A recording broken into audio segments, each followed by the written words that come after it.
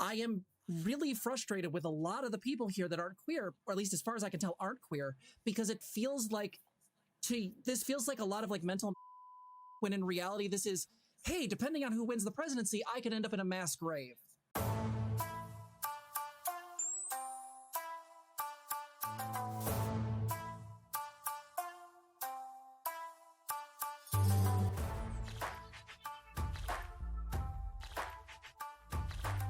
Thank you, everybody, for joining me, especially you in the audience. Technically, you're the people who actually make this financially viable, so you're the only ones who really do matter. Screw these guys. So welcome to the Sunday Symposium, which I just named about 20 minutes ago, a weekly panel show in which I will attempt to facilitate high-quality discussions on topics of cross-aisle political and cultural interest. Today, I'm joined by Fairy Queen, Professor Matt McManus, Star Panda, Wick, and Zena and Poppy, who are cheating and having two people on the same screen. It's true. So, we are here to discuss the problem of reconciling the value of toleration of religion and of religious diversity with the problematic fact that many religious beliefs directly oppose that value, as well as the existence of other groups, whether these be groups identified by religious, gendered, ideological, or political characteristics. My role today is as a facilitator, which means while I may intervene to ask clarifying questions or to maintain order in the event that it grows too chaotic. Wick, I'm looking at you.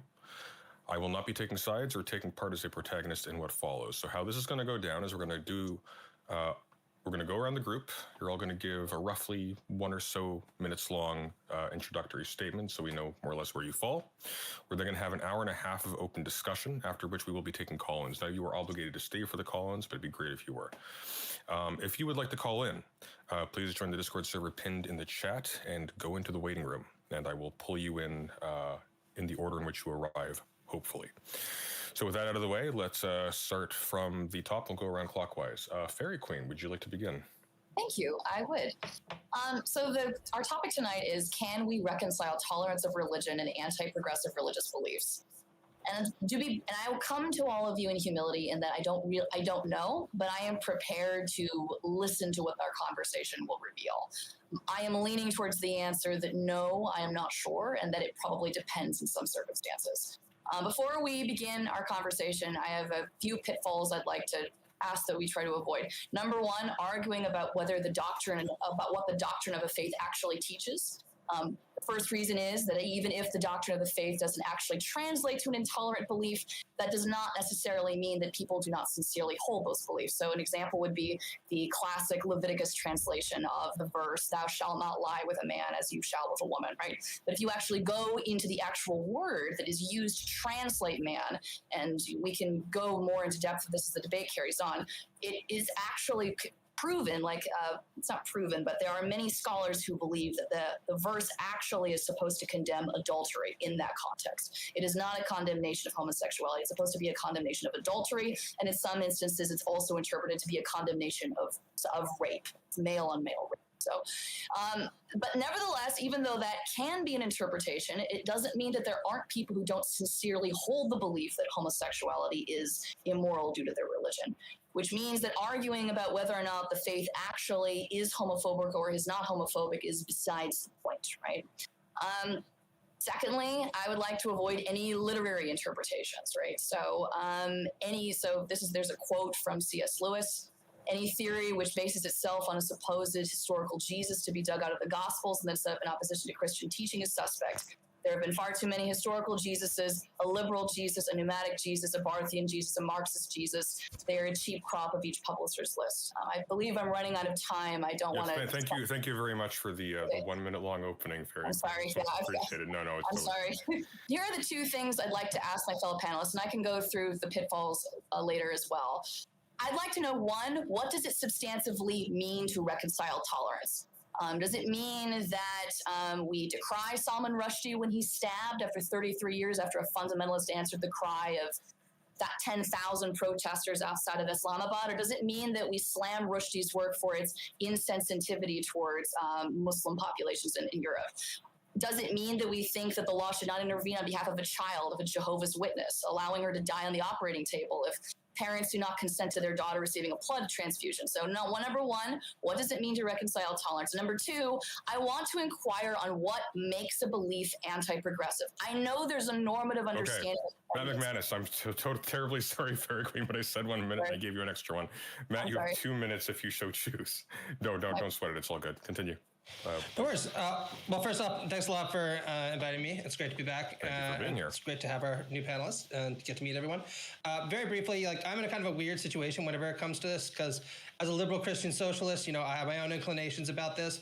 But also as somebody who ends up writing a lot about Marx, Nietzsche, and secularism, I'm also attentive to the problems that are associated with the dynamic secularization and some of the emancipatory dimensions of that as well. So my approach to religion is inherently dialectical. I think that there are elements of every religious tradition that we can look at that have emancipatory and progressive qualities. And certainly I'm not alone there. I also think that there are many elements of every religious tradition, certainly that I'm familiar with, that have regressive qualities. That support various forms of hierarchical organization, that entail the subordination of vast numbers of people. And those are the kind of things that I don't necessarily want to get behind. So in terms of, do I think that we can reconcile progressive social policies with religion? I think the answer is yes, but with a very long but and about 1 million qualifications after that we'll probably get into over the course of this discussion. Thank you very much. Star Panda. So I wasn't sure about the question. I didn't necessarily like that it seemed to presuppose that religion is inherently anti-progressive, but maybe I'm wrong on that. But essentially, it feels like this is an issue of a culture of anti-progress and anti-intellectualism, where I guess people don't really want to think critically, like in the general populace. People want necessarily an easy answer and often don't want to take nuance into consideration. And ultimately, this isn't really a religion problem to me. It's more like anyone seems to be able to be anti-progressive, and it seems clear to me that even atheists can lead the charge in that respect. So that's my position. Thank you very much. Wick, take it away. Yeah, so it comes down to, do we tolerate the beliefs of others, whether religious or otherwise, who seem to be antithetical towards progressive values or antithetical to our own values? And I think that we can do naught else to do, like often is brought up, and I'm sure it might come up today, is the paradox of tolerance, Popper's paradox of tolerance. I reject the framing that if we do not stop the intolerant, and by we, I mean the state or other institutions, that people will simply fall into intolerance from those preaching it. I have faith that people can be and should be and will be better. That if we allow people to make their own decisions and you give them options between tolerance and intolerance, yes, sometimes they may choose the intolerance. But if we take away their choice and simply exile or censor anyone or anything that espouses any intolerant views, we've taken away their choice. And I think that's fundamentally anti-progressive. We'll get into it in the open. I'll stop there. Thank you very much. Zena and Poppy, so there's two of you on the one screen. I've just received confirmation that Eudaimonia will not be making it today. He has some personal obligations that have popped up or something along those lines. If you would both like to take a minute, be my guest, because we're one man short. So I can start us off, and then you want to go? No, we'll mostly kind of figured out our opening statement together. So. Yeah, so... yeah, go ahead. So I guess I find myself in a place of sort of, again, it comes down to looking at things in a practical sense. Is there a way to reconcile this? And to me, I don't have a problem with someone necessarily having an intolerant belief until that belief becomes political action. So for me, the issue is that you can have an intolerant belief, but when you try to exercise that belief in a way that then does harm, for example, preventing a child from transitioning, from allowing a person to explore themselves or to do whatever is necessary for their own personal growth, benefit, medical well-being, etc., that's when you've stepped in it. And to me, the issue here is that, at least from our perspective, the way we've talked about it is that I think it comes down to a fundamental philosophical discussion about what beliefs should be tolerated in a just society. I think we have to come down to actual individual beliefs. And again, I agree with the notion that we shouldn't get hung up on this notion of what, the doctrine actually says. I don't give a fuck what the doctrine says. What I give a fuck about is the people and the way in which they enact their beliefs. So if someone thinks that me and mine are going to go to hell, that is unacceptable. I don't care what their magic sky daddy tells them. At the end of the day, that should not be allowed within a just society, because that belief, fundamentally, if it starts being used as political action, will lead to some form of social violence, one way or the other. Go ahead, Zizi. Yeah, no, I 1000% agree. Yeah. A lot of the issue comes down to, okay, on a personal level, like things that just exist within me, totally cool. As soon as those beliefs start fueling actions and affecting how we treat others, then we have a problem that we actually need to start looking at. Okay, how are we treating others? Are we doing that with kindness, or are we harassing people? Mm. And All right, in thank fact, you very I think, much. Oh, I'm sorry, you're still going. My apologies. sorry, yeah. No, it's okay. You paused. I thought you were finished. Continue. Especially on, the left and in progressive spaces, there does actually tend to be a wide variety of religious beliefs among everyone. I've been finding that a lot of people tend to just keep those close to the chest. So I would rather find a space that can be open and accepting various beliefs. All right. And solidarity to everybody this Labor Day. Feel very important to get that out there. Thank you very much. Beautiful. I want to, if I may, is this open now? I don't. It is. I was about to say it's now open, so be my guest. Okay, sorry. I sometimes forget. We're going to go for an hour and a half. It's it's all good. It's because you're in the center of the screen. I understand why that would give you an ego. I want to talk to Zena and Poppy. Sure. Zena is the one on the right or the left? Zena, Poppy. Okay, I'll try to remember that. Forgive me if I don't. Poppy, you mentioned that you wanted to. We can't tolerate certain beliefs. Like if someone believes that you and yours are going to go to hell. Sure. Right? If someone really believes that what you and yours is doing is sinful, wrong, and immoral, that we can't accept that. How would we? What mechanism would society use to stop that? Is my question.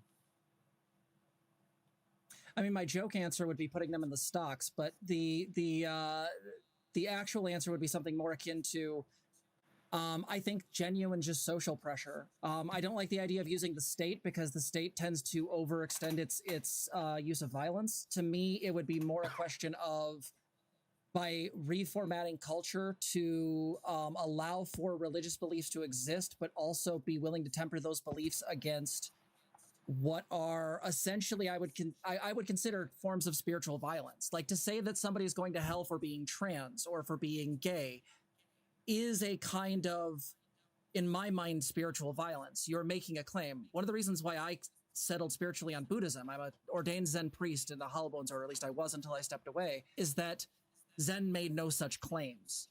There are orders that do, but those are individual. I went with that because it seemed the best at the time, and it's also didn't make any kind of prescriptive statements about how I should be other than awake. I come from that school of thought, which is that I think it's fine to police our own behavior. I think it's okay to have principles that you hold to because of religious values. But when you start to bring those onto other people, no, I think there should be social pressure to go away from that line of thinking, because almost always these types of things start to bleed into other aspects of reality. I was raised, full disclosure, I was raised Mormon. So while I am now, I'm still technically Mormon, I'm now like doubting Thomas type of deal, right? One of the things that I struggled with growing up was how in the doctrine it would preach we need to be accepting of others. And for example, Jesus, when he was alive, if you believe in Jesus, if you follow the scriptures at all, in the Bible, it says that he befriended the sinners. He befriended the tax collectors, the adulterers, the whores, et cetera, et cetera, et cetera. And I would see the juxtaposition of that versus how I was told, oh, don't have non-Mormon friends. Don't date non-Mormons. Don't associate with non-Mormons because they will corrupt you and they will take away like your ability. So when we say things, right, like we cannot tolerate, we need to socially pressure these groups out because they're not like us, they're different than us. I hear echoes of that, and I understand what you're saying, that you don't like the spiritual violence term is interesting. I want to investigate a little later. Sure. But this idea, right, that we cannot tolerate those that have beliefs that contradict and are at odds with us. I don't know if I believe that. I think that like social pressure, I don't want to social pressure them out of their beliefs by exile. I want to social pressure them out of their beliefs by just example, by providing a better way, by showing the benefits of tolerance. But yeah, could I interrupt on something there? Because I think there's a miscommunication we're having, and that is that. So when I say social pressure, I'm not necessarily saying punishment. When I say social pressure, what I'm referring to is any kind of social pressure. So I could even change out the word and use incentive. To me, whether it's a positive or negative incentive, my goal would be to incentivize them away from those types of beliefs, because to me, those types of beliefs inevitably lead to certain types of, well, there's two parts. One would be they first lead to an issue where inevitably, due to those judgments, people will then start trying to enact those things on the ground in reality, right? This is why somebody who can be very, very sort of religious and aggressively so will start, engaging in things like transphobia or hate speech, things like that. But the other part of it is that at least at some level, those beliefs actually stand in opposition to the values we hold as a society. If we believe in if we believe in liberty, I want to let Wick respond. Oh, but yeah, I go want ahead. to see if anybody else wants to jump in. Yeah, sorry, I don't mean to monopolize things. Oh, you're good. No, it's okay. So that's the crux of it, right? I think that like even if there's groups in society that want to change society, and they don't have to be religious, right? That want to make society less tolerant, and this is where kind of the crux of the issue is that if we are to make our society less tolerant for those groups, then, I mean, we've done their work for them in a way. I think mechanisms and procedure are very important. And what is decried as a hateful religion or an intolerant religion one day can be expanded by bad actors, either on the legislative level or on the cultural level. And by feeding into that, we have to stop the bad guys by pressuring them out, is going to lead to bad actions. And that's my only worry and concern. And I've seen it play out. And I think we have to, and as unsatisfying as that may be, is we have to turn the other cheek. We have to accept the spiritual violence, as you will, because to fight against it just makes us worse as a society. But anyway, that's me. Thank you very much. Does anybody else want to jump into this? I had a question for both groups, if that's possible. Wick and Zena and Poppy. That cool? Yeah. Sure. I know Zena had something too, so Zena can go after that, but go ahead. Okay, cool. So this is just whoever wants to answer the question. So just a little bit of way of background, right? I grew up in a actually a very conservative town. The leader of the Conservative Party Canada is now in my writing. I grew up Roman Catholic. I tended to believe that homosexuality was wrong, abortion was wrong, and it was a real transition, and a difficult transition, I should say, for me to give up those beliefs. But I'm very happy that they are gone. And one of the things that really inspired me to transition away from these kind of belief systems when I was like a teenager or something was the fact that I had queer friends and queer cousins and a trans cousin, all of whom said, this isn't right. You should change your attitude about these things. And gradually over time I did, because I realized that I was being an asshole about these things and that I didn't want to be that kind of person anymore. And I'm very grateful for that. But I think it was a tough thing for me reflecting on this, because on the one hand, there is no doubt that having positive queer role models in my life was essential for me to give up some of my more reactionary views. On the other hand, it makes me really uncomfortable when I hear people say like, well, this is what the thing, they should model this kind of good behavior for you or other people like you in that similar situation. And that will lead to the kind of transitions that we think are important, because it kind of lays the onus on the victims of prejudice to actually model the kind of correct behavior to enable people to move away from prejudice. I don't really have a good answer for this. And I'm just wondering if you guys kind of know what you think the right formula would be. you want to go first, and I'll go Sure. after? I mean, I know ZZ and I've talked about this on our channel before, but like the big thing for us is always like, again, it's exposure therapy, right? I'm a therapist by trade. And so like for me, this comes down to exposure therapy. Like representation is huge. So making sure that people have good examples of queer, like we'll use queer people because that seems to be coming up. Like queer people is a good example. Like again, like a little girl, like a 4 or 5 year old little girl sees, even if she's in a conservative family, watches Shira, parents are off doing whatever they're doing, and she sees, you know, Catra kiss Adora. And even though the social systems around her prescribe this as being wrong, if she's a little gay girl, like that seed is now planted. Like, wait, girls are an option?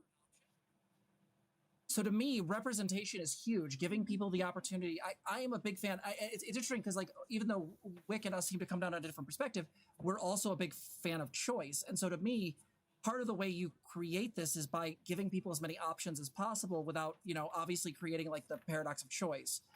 My issue, and I think ZZ's as well, is just giving people as much examples as possible. The more there are trans people in existence, the more people get used to our existence, and it becomes less and less of an issue. I think this is actually a really good place for me to hop in. Go ahead.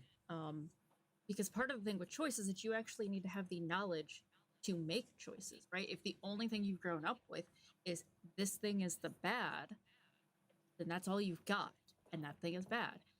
And so I slightly disagree with Puppy from earlier. Just, I do think that there are a few ways that our legal system can still help with this issue. I'm a big fan of enumerations on non-discrimination policies. That has been shown to do a lot of good as far as bullying and harassment. You know, and so this is helpful in schools, in the workplace, and a lot of other places to make it clear to people, like, no, these groups are protected. We're not going to go harass and harm them. Okay. And I think that the more education we can do, particularly like in schools, okay, or even on like just a local level, just hosting events, can be really, really helpful to be a social pressure to move people away from these things. Because suddenly there is now more options for them to learn and see other examples. And usually when you're doing events, it is a bit easier to solve like the role model issue of, okay, not everyone has to be a role model, but now you have people identified in your communities that are. And like, I grew up in a town that is very, very Christian, has all kinds of mega churches, and actually it does have some of the fire and brimstone churches, and like put in the paper that certain people were going to burn in hell, all right, for supporting gay rights. Like that was a thing that happened. So, you know, I think we do need to find demonstrable ways to actually like address this stuff. Even if we want to let them have, you know, the choices, what they're doing is essentially harassment. Is that harassment though? But I want to answer Matt. Is that your name? I'm sorry. Matt's question first. Yep, But then I want to talk about that. To your question, like about putting the onus on the victims of oppression to be the examples. And it feels icky, but I think it's the only way forward. It's not fair. It's not just, but it works. Contact theory works. And while in an ideal world, they wouldn't have to, I don't know if we live in an ideal world. And in fact, I think we don't. And I think that we need to just go with what works. And while people who aren't members of those oppressed groups can be allies, it's not the same. And it doesn't have the same effect that it does when members of those groups do it. And I think that, again, being an example is just powerful. It has a lot of influence. And yeah, like it's maybe not a satisfying answer. I just, again, over and over, I've seen where you have to give, even if it hurts, in order for people to tolerate you. And it's not fair, but it is. So. All right. Would anybody else like to jump in? That's a really weird one. It almost, because the effect of that, right? If you're like constantly having to be in the state of a role model, you're basically like, okay, eyes are always on me. I have to constantly act like people are watching me. And then it also separates you out of now, like, wait, do I actually get to be a person? Like, I have my flaws. Okay, there are things that make me cranky, and that's going to happen. I'm going to get into fights with people occasionally. Sure. Like, But to say like, oh no, you always need to be a role model, like, no, that doesn't, like, groups aren't a monolith. That gives like a really strange impression anyway. We saw how well that worked with Keffels. Yeah. Pretty much. I'm not getting into the Catholic thing, but I will say, yeah, it sucks. I mean, there's no two ways about it. It's not fair, but how else are we to do this? Like, if I could wave a magic wand and make people more tolerant, I would, but I can't. And I can't, I don't have the same effect that you do. For example, I can't talk about things with the same air of authority that you can, for example. And again, yes, that's one of the problems here. But the thing is, that's just true of any group and organization. If I remember being a missionary for my church.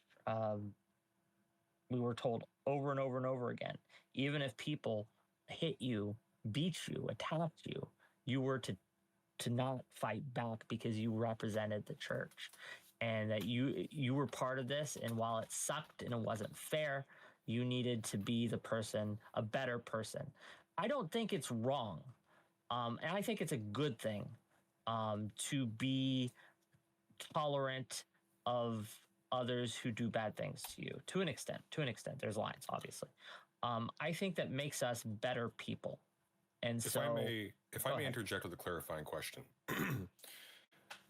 I can see a potential problem in your analogy, Wick, in that the person who is going out to proselytize on behalf of some persecuted religious minority, say, is doing so willingly as an incursion into the comfort and territory of other groups in society. One of the ways in which this is disanalogous, even leaving aside whether or not this is a practically efficacious way to proceed, is that, for example, for a trans person who is mistreated in this way, they aren't mistreated in this way in the course necessarily of going out and proselytizing in a school or in a neighborhood or at someone's house or wherever. They're persecuted for existing, for being visible in the media, for walking through the store, for going into a washroom. In fact, increasingly, we've seen even cis women are being targeted in this way. So intense is the paranoia at this juncture.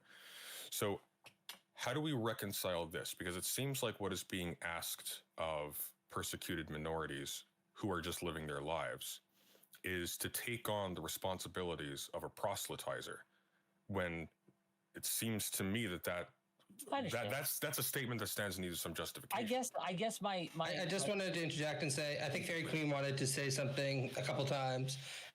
Fairy Queen, please jump in and assert yourself if you'd like to speak. It's just this. If I may just address this real quick, yes. then Fairy Queen can go, and I'll shut up for a while. Okay. So if you don't I'm only speaking to the people who want to make change, an effective change. If you just want to exist and you don't care about society or things, and that's a kind of a weird way to say it, but it's there's no judgment there. Why should you, right? You should live your life, you should be happy, you should be fine. Then ignore what I'm saying, because I'm not talking to you. I'm talking to the people who want to advocate for effective societal and cultural change. And if you are a proselytizer, you are an advocate. That's what it is. It's synonymous. And so that's what I would say to that. So if you want to be an effective agent of change, then this is how you should behave. If you just want to live your life and you don't care, then yes, absolutely, do what you got to do. Anyway. All right. Fairy Queen. On the one hand, I deeply sympathize with what Poppy, Zena, and with what Wick are saying on the idea that we do need representation. Yes, that having contact, in the example being given, like with more queer people, probably will make you, in the long run, less homophobic. I do agree. I do think that is true. But part of the issue that I have, the question that we have today is, can we reconcile tolerance of religion and anti-progressive religious beliefs? In my mind, the people who are most at risk are minorities who exist within religious minority communities. So an example of this would be the FLDS community. How many of you saw the documentary series, Keep Sweet, Pray and Obey?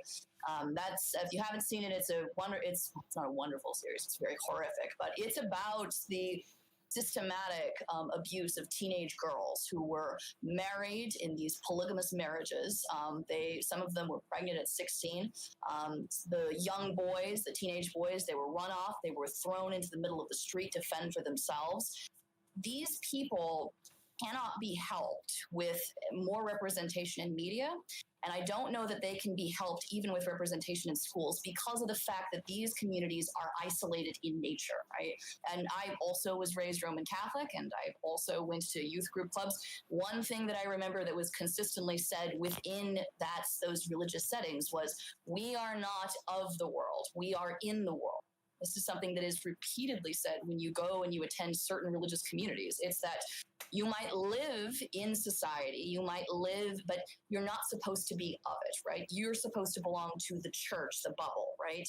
And it's a sort of an us versus a them dichotomy, right? Another series that talks about this is the Duggar series that recently came out, right? How is more representation? Well, seriously, how is more representation in media going to help, one of the Duggar children when every single one of the books that even has a mention of homosexuality, even a whiff of it, is ripped out of the curriculum and thrown to the wind? Well, that's why we can't tolerate those actions. That's why it comes back to what I said earlier, is that I think that the social pressure, and again, like Zena said, even possible legal pressure needs to be dealt with. I mean, the problem is that you can't use representation to fight someone like DeSantis. Like, you can't fight a cult like the Duggars or like the people you're talking about in the same way. Like, that's what these groups are. I mean, to me, they're extremists. And at least to some degree, if people have isolated themselves to such a degree that, like you said, they're in the world, but they're not of the world. They're they've made themselves a separate organization where they are so deeply disconnected. To me, that starts getting into a question of, should we allow those groups to exist? Well, and the stuff that you're mentioning, especially, is starting to bridge on abuse, just straight out abuse. And I mean, look at the Duggars. Yeah. So I think those almost fall into another legal category of, okay, now how do we actually structure laws to protect from abuses happening in those situations? That's a little bit, Yeah, we don't allow human sacrifice. Very quickly, Star Panda, I see your mouth moving. I don't know how much you can actually gesticulate with your VTuber. Did you want to weigh in on this? I did. Probably not what was said just now specifically, but there was something from Wick that rubbed me a little bit the wrong way.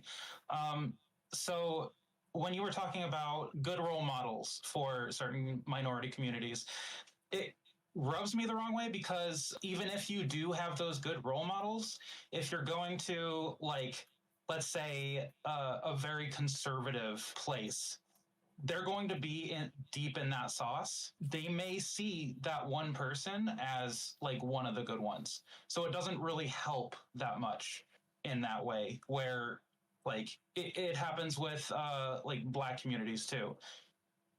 They'll see a person as one of the good ones rather than seeing it as the whole community being people, right?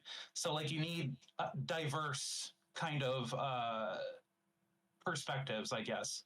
So if I can be able to, if I can just very quickly, just for the sake of clarity. So what you're pointing out is that in the event that you even have maybe a high concentration of people who are deliberately attempting to model good behaviors on behalf of the group so it looks decent and acceptable to groups on the outside, nonetheless, there might be a perverse effect that takes place where the people who sign on to the bad view of that group in the other groups that are judging it, they may be taken as the good examples of that group, and the rest of them are essentially canceled out. Is that more or less reflective of what you're saying? Essentially, yeah. Thank you. Basically, you can't really control how other people see you, and it becomes frustrating, even if you're an advocate, when you're trying to put out this good image, I guess, and they just see the good image coming from you, but then extrapolate other things from the other parts of the community. Okay, if I could just add to that. Okay, I wanted Matt, and then Wick, and then whoever else wants to jump in next, put your hand up, okay? Continue, please. Thank you. My comment is extremely brief. I think that's a very good part by Star Panda. I spent a lot of time writing about the right, sometimes to excess. But one of the most consistent features you can see of right-wing talking points is their ability to rhetorically deflect any association with hate while still advancing what are ultimately bigoted policies. You can see this in multiple levels, right? I am not a racist, but, I don't want these people living near me. And also, I want my community to look the same as it did before. really common one we can hear about from Tucker Carlson. I just reviewed Matt Walsh's extraordinarily transphobic book, What is a Woman, for Jackman Magazine. And he consistently says, I don't hate trans people. There are even trans people that I like. He doesn't use that term, right? Love the sin or hate the sin, right? And to my mind, that is about as fig leaf as you can possibly get for advancing what is an extraordinarily hateful, very transphobic rhetoric that is abetting any number of extraordinarily cruel policies in red states right now. So I think that we need to be very skeptical of instances where we see that kind of rhetoric deployed for exactly the reasons that Star Panda mentioned. Thank you very much. Whit, please. There's a lot to. I'll be as brief as possible, but I want to tackle what Fairy Queen said, and I also want to address Star Panda's criticism. So I guess it comes down to whether or not you believe contact theory works, and I do. I think it's a sound theory. I think I've seen the effects of it, and I think we've all seen the effects of it in society. Like, I'm a little older. I'm 40 years old, right? I have seen society shift because of these good examples. And that's the thing. It doesn't happen in a month, a day, a week, even a year. This is a generational shift that goes on. It's incremental and it's frustrating. I understand. I get it. But the arc of justice is long, or the arc of the universe is long, but it bends towards justice. I'm fucking up that quote, but you know what I mean.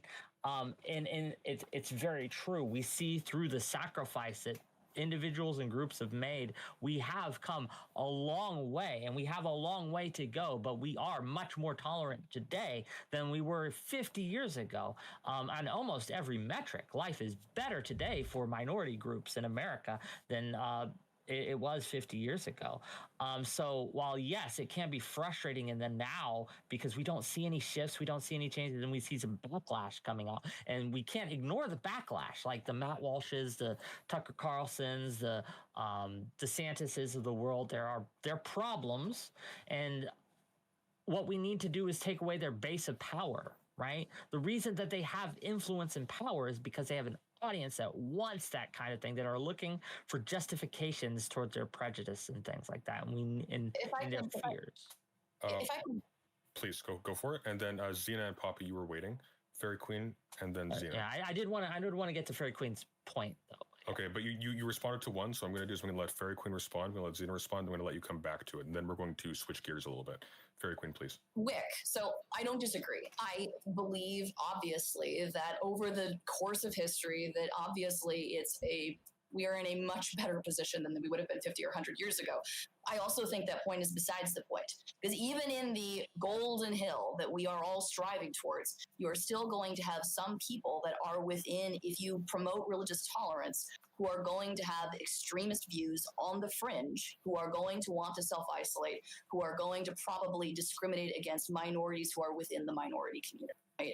So even if it's true, and I don't disagree, and I certainly hope that it's true, and to be very clear, I'm not disagreeing that representation doesn't matter or that it doesn't work.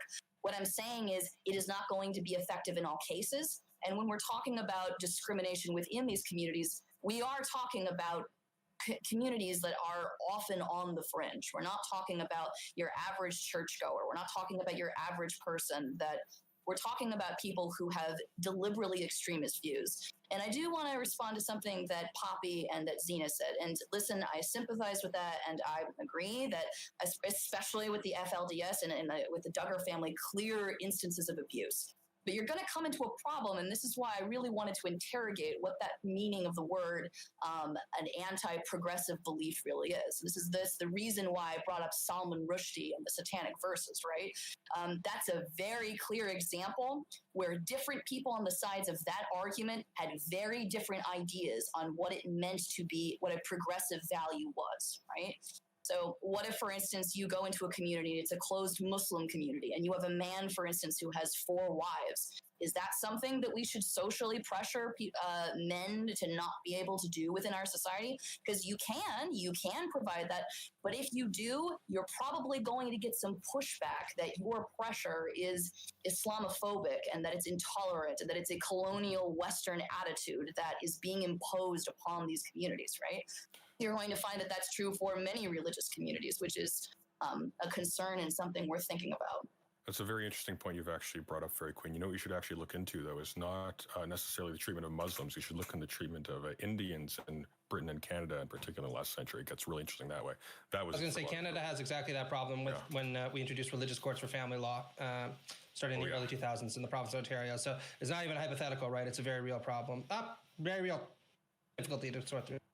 I'm so sorry for derailing. Zena and Poppy, you were just directly addressed if you want to respond. So as a woman who is 42 years old and has been around since the beginning of the Reagan administration, I guess I kind of disagree. Like, yeah, progress has gotten better, more representation has gotten better, but I've also seen the backlash against trans people become, instead of a silent killer that slowly murders my community over the course of time, a very real day-to-day life threat. Like, I can go online to any place, and basically my bottom surgery that just happened on the 10th, I can get told by any number of conservatives that that's a rot pocket. There's a very real way in which, yes, things have gotten better, but just barely.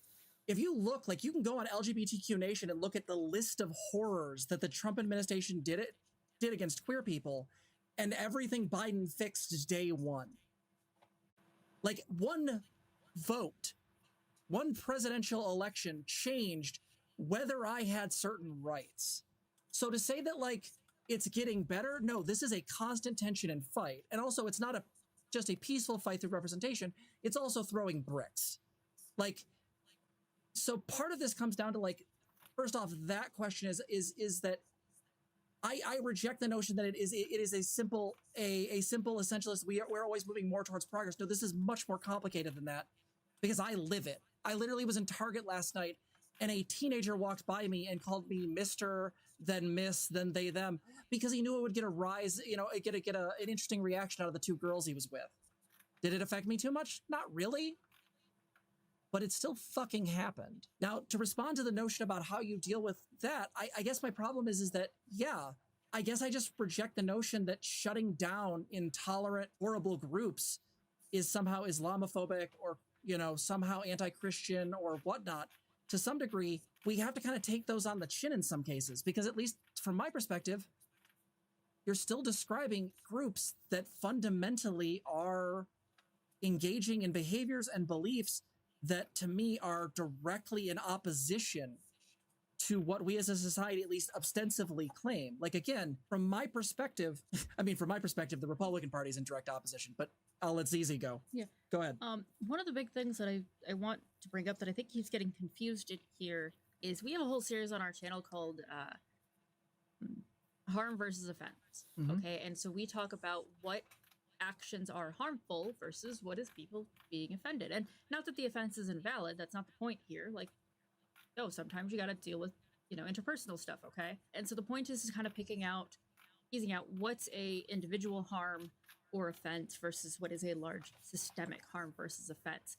And I think those values absolutely need to be used here, because in the example with, like, the multiple wives, okay, is this a situation where people are being hurt? Are they being harmed? Are they being coerced? Is that what, like, or is this a situation where, like, they're all consenting adults, they all feel fine in their situation, right? They feel safe, they feel like they have, the independence that they need. And so I want to use those are the values that I would use when I'm picking out, okay, well, what situations are the ones we need to call out and which ones aren't? Thank you. And Wick, I'm going to let you respond. Sure. I think that there's like almost two separate categories that we need to deal with here. There are where we talk about abuse. I would say abuse rather than harm, because I think some levels of harm are just going to be with us. Well, we're generally talking about, like, systemic harm. Sure. In this case, that's what that series means. But I'm trying to address Fairy Queen's point about abuse in, like, the FLDS movement and things like that, where people are literally kept prisoner, right? And married off at 14, 12, 16, right? Like, really, really young. We can recognize that there are certain things that are beyond the pale.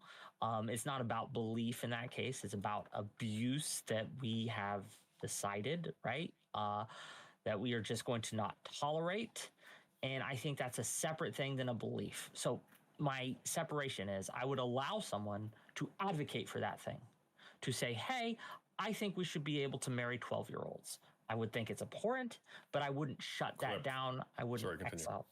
Yeah, I wouldn't censor that person from having that belief. I think there is value in knowing who believes that kind of thing, right? I think there's a lot of value in knowing who the Nazis are in the room, right, so to speak.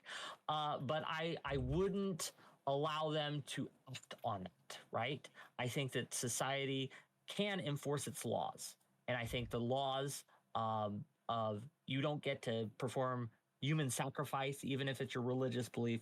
You don't get to rape people, even if it's your religious belief. You don't get to marry kids, even if it's your religious belief. I think that's where I would draw the line. But I would keep the ceiling high on that, right? Into those cases like the FLDS. I'm not familiar with the Duggar family. I can't comment on it.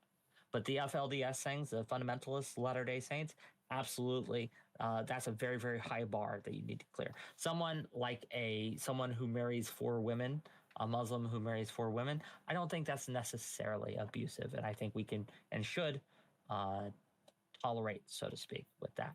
So I wanted to address that, and then I wanted to talk to not Poppy, Zena, sorry, and I hear you, right, when you say that there are people still pushing for very homophobic, transphobic, racist things. That absolutely is the case. I am not saying or advocating we do nothing by tolerating them. I think tolerating is a positive action that will help to fix it. It won't solve it. It won't solve all of it. It's not doing nothing. It is, in fact, combating it through killing them with kindness is probably the wrong way to put it, but by being better than they are. I think that it won't fix all of it, but I think it will fix a lot of it.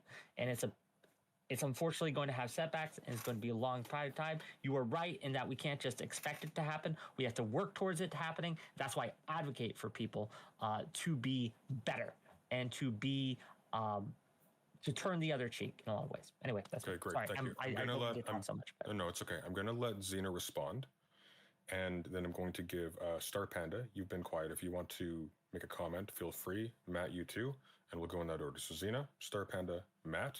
And then we're gonna change it up a little bit. So, please. Yeah, I'm honestly finding like the tolerant talk to feel like doomerism right now, because it doesn't really feel like you actually have like a lot of ways to actually deal with this stuff. If we're talking about child brides, for one, that's already a big deal. Like in the political scene, we already know that there's massive issues with that, because there are some really conflicting laws with how children are able to represent themselves. Okay, and they can't actually get out of those situations because of conflicting laws, and this all depends on what state you're in. We also have data about this that describes how harmful this is to kids. That's a thing, right? So like that's already covered. And as far as like the tolerance, like, yeah, we might not be able to reach every single person in every single corner of the world, but the more we can add in, education in our schools, education in our cities, okay, the better we are. And this can be any kind of religious tolerance, including various groups.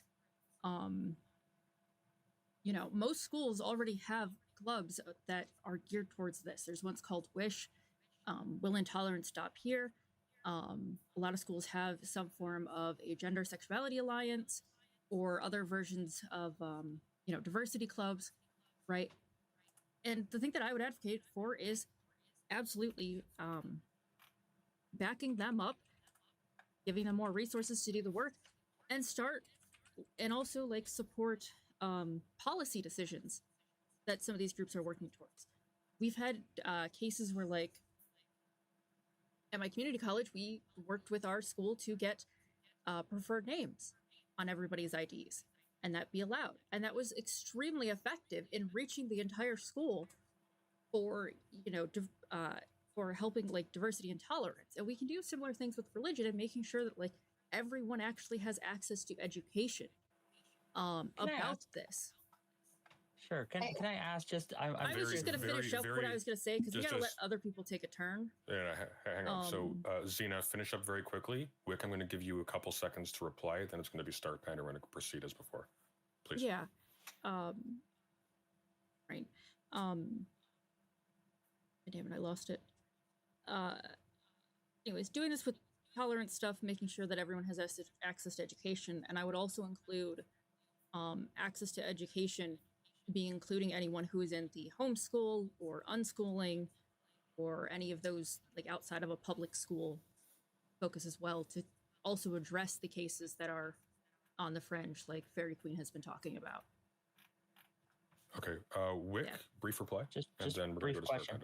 Recently, a 12-year-old boy was sent home from school from wearing a shirt that says there are only two genders. Do you support that action? Being sent home? He got, I don't know if he got suspended. I don't know if he received any other disciplinary action, but he wore a shirt that said there are only two genders, right? And he was sent home. Yeah, I mean, there's trans kids. What does that say to them? Yeah, the same way I would send home a kid who's wearing a flat earther shirt. No, hang on. And beer shirts. I think Okay, we need to make a digression on that in a moment, because that's an interesting distinction there. Star Panda, I'm going to let you weigh in if you would like, very quickly. Sure. I think I have two things. Like, real quick, there are rules in school, like from what was said just now. There are rules in school for what you can wear. And usually, even if like you have a beer shirt or like inappropriate attire, you'll be sent home or told to change that shirt. Like, this doesn't just happen with like people who have, you know, just like political statements on their shirts, right? Mm-hmm. I'm sure someone who is who's like super lefty kid will also be sent home if they have like an Antifa shirt or something. But like for something else, for before, what Wick and Zena and Poppy were talking about, there was something that you said. I don't mean to take umbrage with everything you say, but like you did say before that I guess generally that our rights were getting better, or like it was getting better for minorities. For gay and Black people, I would say it has gotten a little bit better. Specifically, like certain things have gotten better. Certain things have gotten worse. But in particular, I would say, and you can correct me if I'm wrong, like anyone, but for trans people, it has gotten significantly worse, because in the 50s, I remember there being, like, not me personally, but like I remember seeing articles from the 50s being like, not trans, but like a man becomes a woman, and it was all like celebratory and stuff. Like it was a GI or something who had become a woman and gotten these surgeries. Like there was no ill will in that. And nowadays we have so many like conservative news sources who are going after trans people, like for pretty much anything, like just being existing, basically. And then there's the fact that there's like 500, 600 plus anti-trans laws that are going through. Some of them being stricken down, but they're all going through, like to restrict people's rights, specifically to target trans people, trans kids, and all that. So I think in that way, trans people are getting a lot of the brunt of all that, and it's getting significantly worse, very clearly. Two questions. Very quickly, Wick. Matt? I don't mean, like, sorry. I can shut up if you guys want me to, right? It's just everyone. No, I want to let the people who are in the sequence go first, and then you can reply. So we just hold that thought for a second. No, let them go first. Yeah. Matt, please. Yeah, thank you. I just want to comment very briefly about some of the rhetoric that we're using to describe this, because I think it'd be helpful to interrogate that a little bit. I'm deeply fond, as Wick is, of Dr. King's statement that the arc of the moral universe is long, but it bends towards justice. I think that is a spectacular example of progressive rhetoric. Not only that, it's quite telling that it comes from a Christian socialist or a democratic socialist that really demonstrates, again, how it is that you can integrate religion very successfully for progressive causes. People often forget that the most successful religious movement in this country's history, in terms of advancing a religiously tinged politics, was the civil rights movement, followed quickly by the American evangelical movement, which is deeply disappointing when you think about Ronald Reagan. But one of the things that I think is problematic about Dr. King's splendid statement is that it does imply that there's a kind of direction to history. In academia, we usually call it like a telos, right? That's the pretentious word for it. And it can be very tempting for many progressives to buy into this idea that once we've won rights for X, Y, or Z group, they're there, they're not going away, and there's really nothing that can be done to take them away. I think that we've seen, as many people have articulated here, very clearly on the trans issue, that is not the case when it comes to many things, right? Oftentimes, if you look at this country's history around things like, say, racial equality, it's been one step forward, two steps back, or two steps forward, one steps back, depending upon the time period, Reconstruction, desegregation. And I think we're seeing something very similar right now when it comes to the attempt to achieve human dignity for trans citizens in the United States of America, where there have been strides taken, certainly since, say, 2002, 2003 with Lawrence v. Texas and a few other decisions that were essential in advancing the queer community. But the level of vitriol that I've seen directed against trans individuals is incomparable with anything else I've seen in my lifetime, which includes the immense wave of Islamophobia that broke out during the War on Terror. And this makes me very deeply concerned that the arc of the moral universe will not bend towards justice when it comes to security for trans individuals. It may very well bend towards very, very serious danger, especially in many red states. I don't even think it will. It might. It is bending in that direction. So I just think it's very important for us to inoculate ourselves against this temptation of assuming that just because we've won very partial dignity for a X, Y, or Z given group that has been long dominated, that is secure forever, and that there aren't millions of people out there who would be very happy to claw back those rights and then go back even further if you're somebody like Terrence Thomas, if the opening was available to them. If I can be permitted a brief comment before I move to Fairy Queen, and then we'll let Wick respond to the addresses made towards him. I think in addition to that, Matt, something else that might enter into the calculus as well is even if the overall arc of history tends toward justice, the arc seems to have teeth where you have in the last century alone, like a significant number of situations where on balance, does the justice actually compensate in the end for the immense level of the deliberate destruction of entire human groups in the process? Mm-hmm. I think that's well said, If you could be very brief, Wick has a few things to respond to. I don't want him to lose his thought, so please go fast. Of course. I have a very brief question that is very similar to Wick's. So he mentioned like the case of the boy that went home, that was sent home with a shirt. I'm going to give you the example of the Supreme Court case with the Westboro Baptist Church. Do you think that they made the correct decision? Do you agree with the Supreme Court case decision? Can you specify what that is for the audience, for those who aren't familiar? Yes. So this is Snyder versus Phelps. This is a case, this is a landmark decision, and I'm reading off of Wikipedia. It's 2011, in which the Supreme Court held that speech made in a public place in a matter of public concern cannot be the basis of liability for emotional distress, even if the speech is viewed as offensive or outrageous. So for context, the Westboro Baptist Church often would picket fence at the funerals of veterans. They would often have signs that would say, and I won't say it on stream, but horribly homophobic statements about gay people like going to hell. And this speech was supported. It was upheld that they have a right to have this public display. What are your thoughts on that? Because I think that's the gesture of what Wick is getting at, right? Okay. It's Okay, thank you very much. So, Wick, you've been addressed by 2-3 people. I'm going to give you a few minutes to make a reply, okay? Sure. That, Fairy Queen, thank you for that, because that plays into kind of my argument here that we may be getting a little lost in the sauce.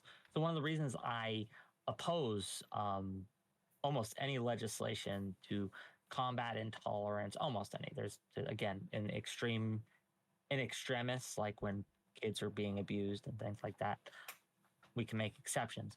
But because any tool, any mechanism, any procedure that we fashion in order to combat this, if we believe, and I do, that there exists systemic discrimination against minority groups, such as trans individuals, such as gay individuals, such as Black individuals, we can recognize how these tools that we give the system are going to be used, again, whether intentionally or not, to primarily hurt those groups, because of course they are. Because of course they are. So do I have data on this? You want me to have data on whether or not like a systemic non-discrimination tool? policies all across the board already have religion in them by and large. So, like, what you're saying seems to be a conflict with that's already there. Like, you're saying that that is being used, essentially, that sort of thing is being used to further discriminate against religious groups. But I don't think that's what they've... I've never seen data that that's actually a thing that happens when that's been legislated. Okay, now Wick, respond. Okay. I'll give you some examples of how this is used, right? We can look at DeSantis is passing these laws. You can't picket in front of, you can't demonstrate in front of, very, very anti-First Amendment laws, right? To stop people from trying to demonstrate in front of politicians' houses or things like that, or really controlling when and where you can demonstrate these things. These aren't going to hurt the politicians. These aren't going to hurt the people in power. Focused. Like, do you have something that's religious focused though? Like, we're talking about religion right now. Well, again, an example of a kid being sent home, and I think the courts upheld this. I could be wrong about this. It might be still going through the courts, but again, a kid being sent home from wearing a shirt that says there are only two genders, and that is kind of religious, right? Okay, so I think for clarification here, I think what Zena is asking is, in this case, given that we were talking about different religious beliefs, do we blanketly consider something religious, quote unquote, if we draw a connection to a religion sort of outside of the location itself? And does that in some way ameliorate the fact that it is still a message that is targeting a group that is represented in the classroom, say? So this is why we can't make these laws, because it's also up to and open to interpretation. I think that if you ask 10 different people whether or not Christians believe that there are only two genders, most of them will say that yes, that's a Christian kind of belief. Whether that's accurate or not, I don't want to get into the debate. I think that we can see, at least through the rhetoric of a lot of Christians in media and in general, that we see that as a case. Matt mentioned that we can't take advantage of this idea, or that we can't expect these rights not to be stripped away. Again, the way that they are going to be stripped away is through building these tools to take down misinformation, disinformation, all these things. Well, as soon as Trump gets into power again, if he does, if God forbid, in 2024, Trump is elected president again, right? He's going to use these tools that we have built in order to destroy and to target these groups. We saw this happen with the filibuster. In 2013, Harry Reid did the nuclear option, if you will, about the filibuster, where he said, okay, you can't filibuster presidential appointees, right? And so that was intended because the Republicans were really filibustering Obama's appointees.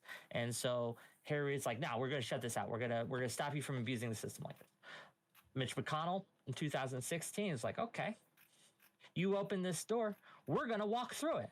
And he made it impossible to filibuster Supreme Court nominees. And we all know what happened. We had the overturning of Roe v. Wade.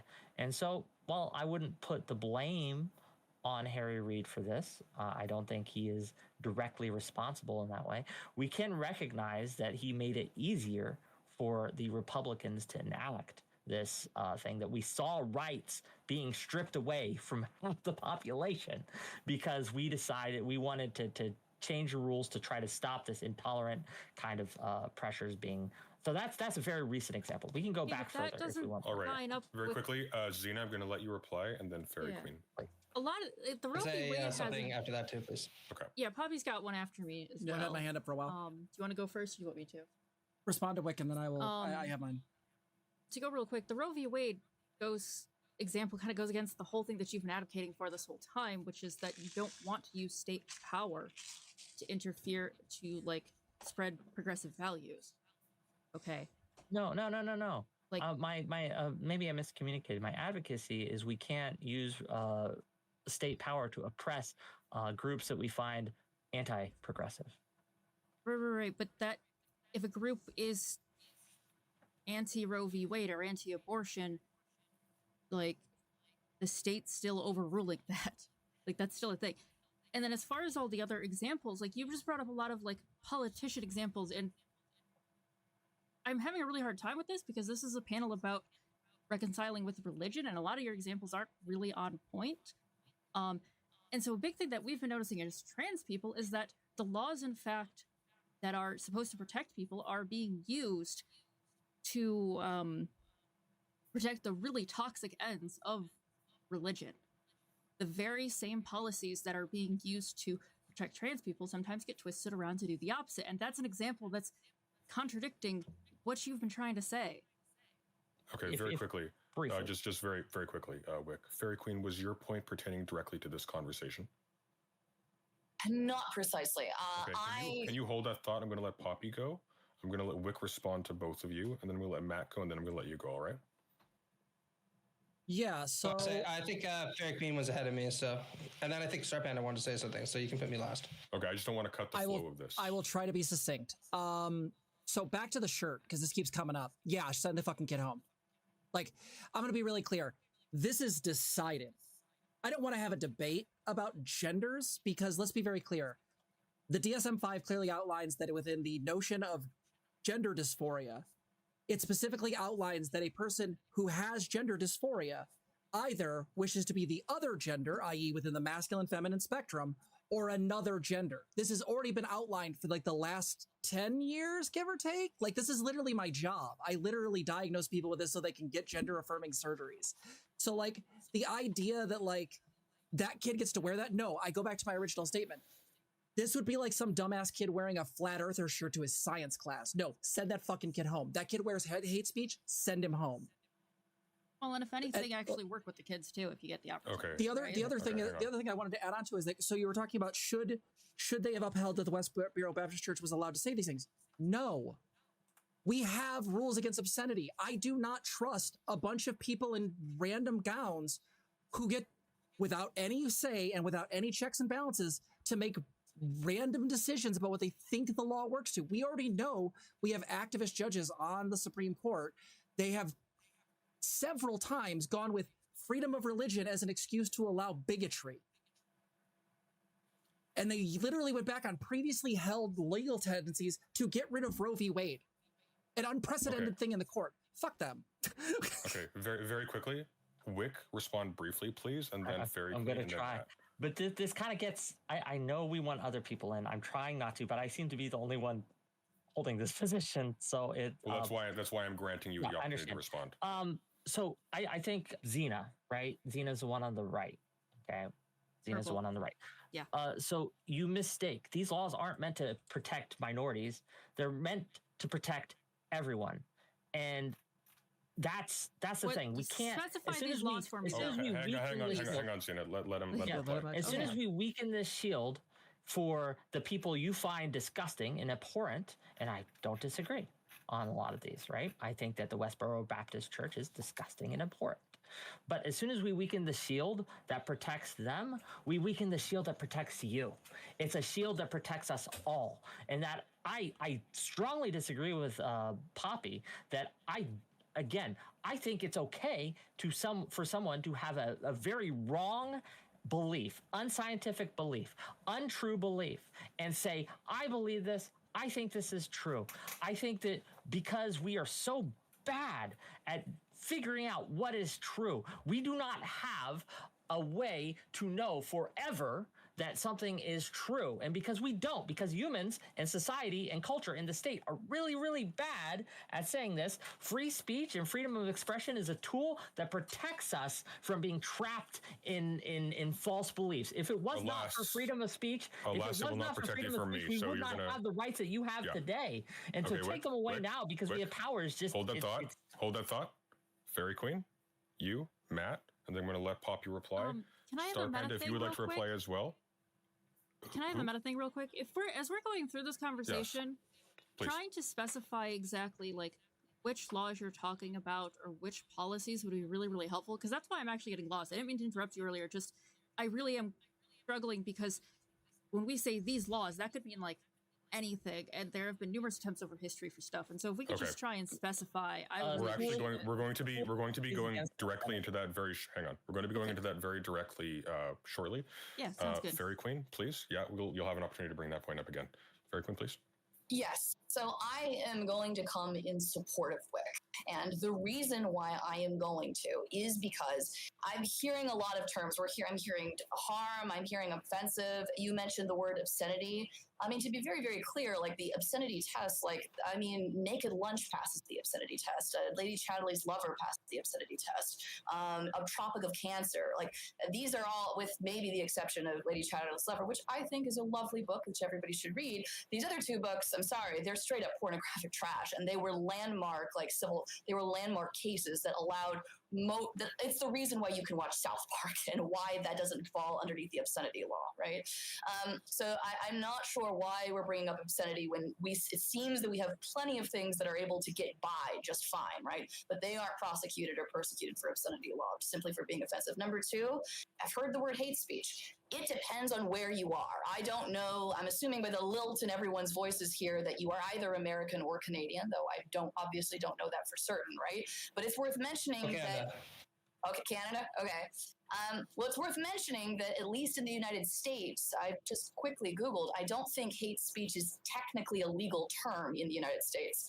Certainly, if somebody goes and spray paints, let's say, a racial slur on I don't know, let's say they spray paint a racial slur on an ethnic minority's garage, right?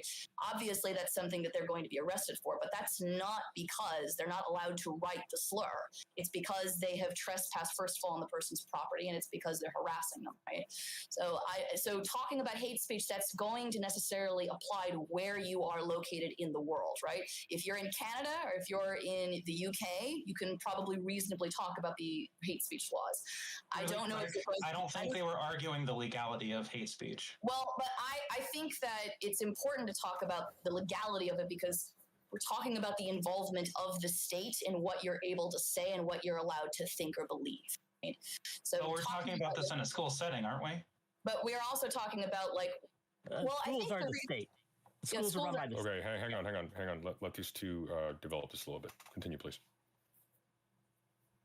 So I work as a public school teacher, and that school is not the state. I mean, I grant you, it's not a judicial system, it's not a prison, but don't kid yourself. I mean, it is run by the state, right? It is the state. It's public funding. It's public land. It's a state-approved curriculum. You, as a teacher, you have to be licensed specifically within that state in order to work there, so much so that you have to make sure to apply for a new license if you're going to teach in a different state. I do not necessarily, the different states teach different history depending on what county you might even live in. The books might even be different. It is absolutely a product of the state. So much so that it's even the case that some religious families will send their children to parochial school to avoid having any influence from the state. Have you finished your thought, Fairy Queen? Star Panda, please reply. Yes. I just want to ask a really quick question. Do you think schools should have a dress code? Do I think they should have a dress code? I don't know, and I'm going and so there are two ways I can answer that question. Right? There's the I know it's frustrating. There's I can answer to you what would be easiest for me as a public school teacher, what I would like to see my students do. I can answer in that, and I can answer in the other realm, which is, do we as a state have the right to enforce a dress code upon our students? Right? It's this second hand that I am not certain of. So you have. So in New York, it's legal to be topless. Should we enforce that? It's if it is again within schools, is it legal for children? Just very, very quickly. So by enforce that, do you mean should the right to be topless be sustained on school property?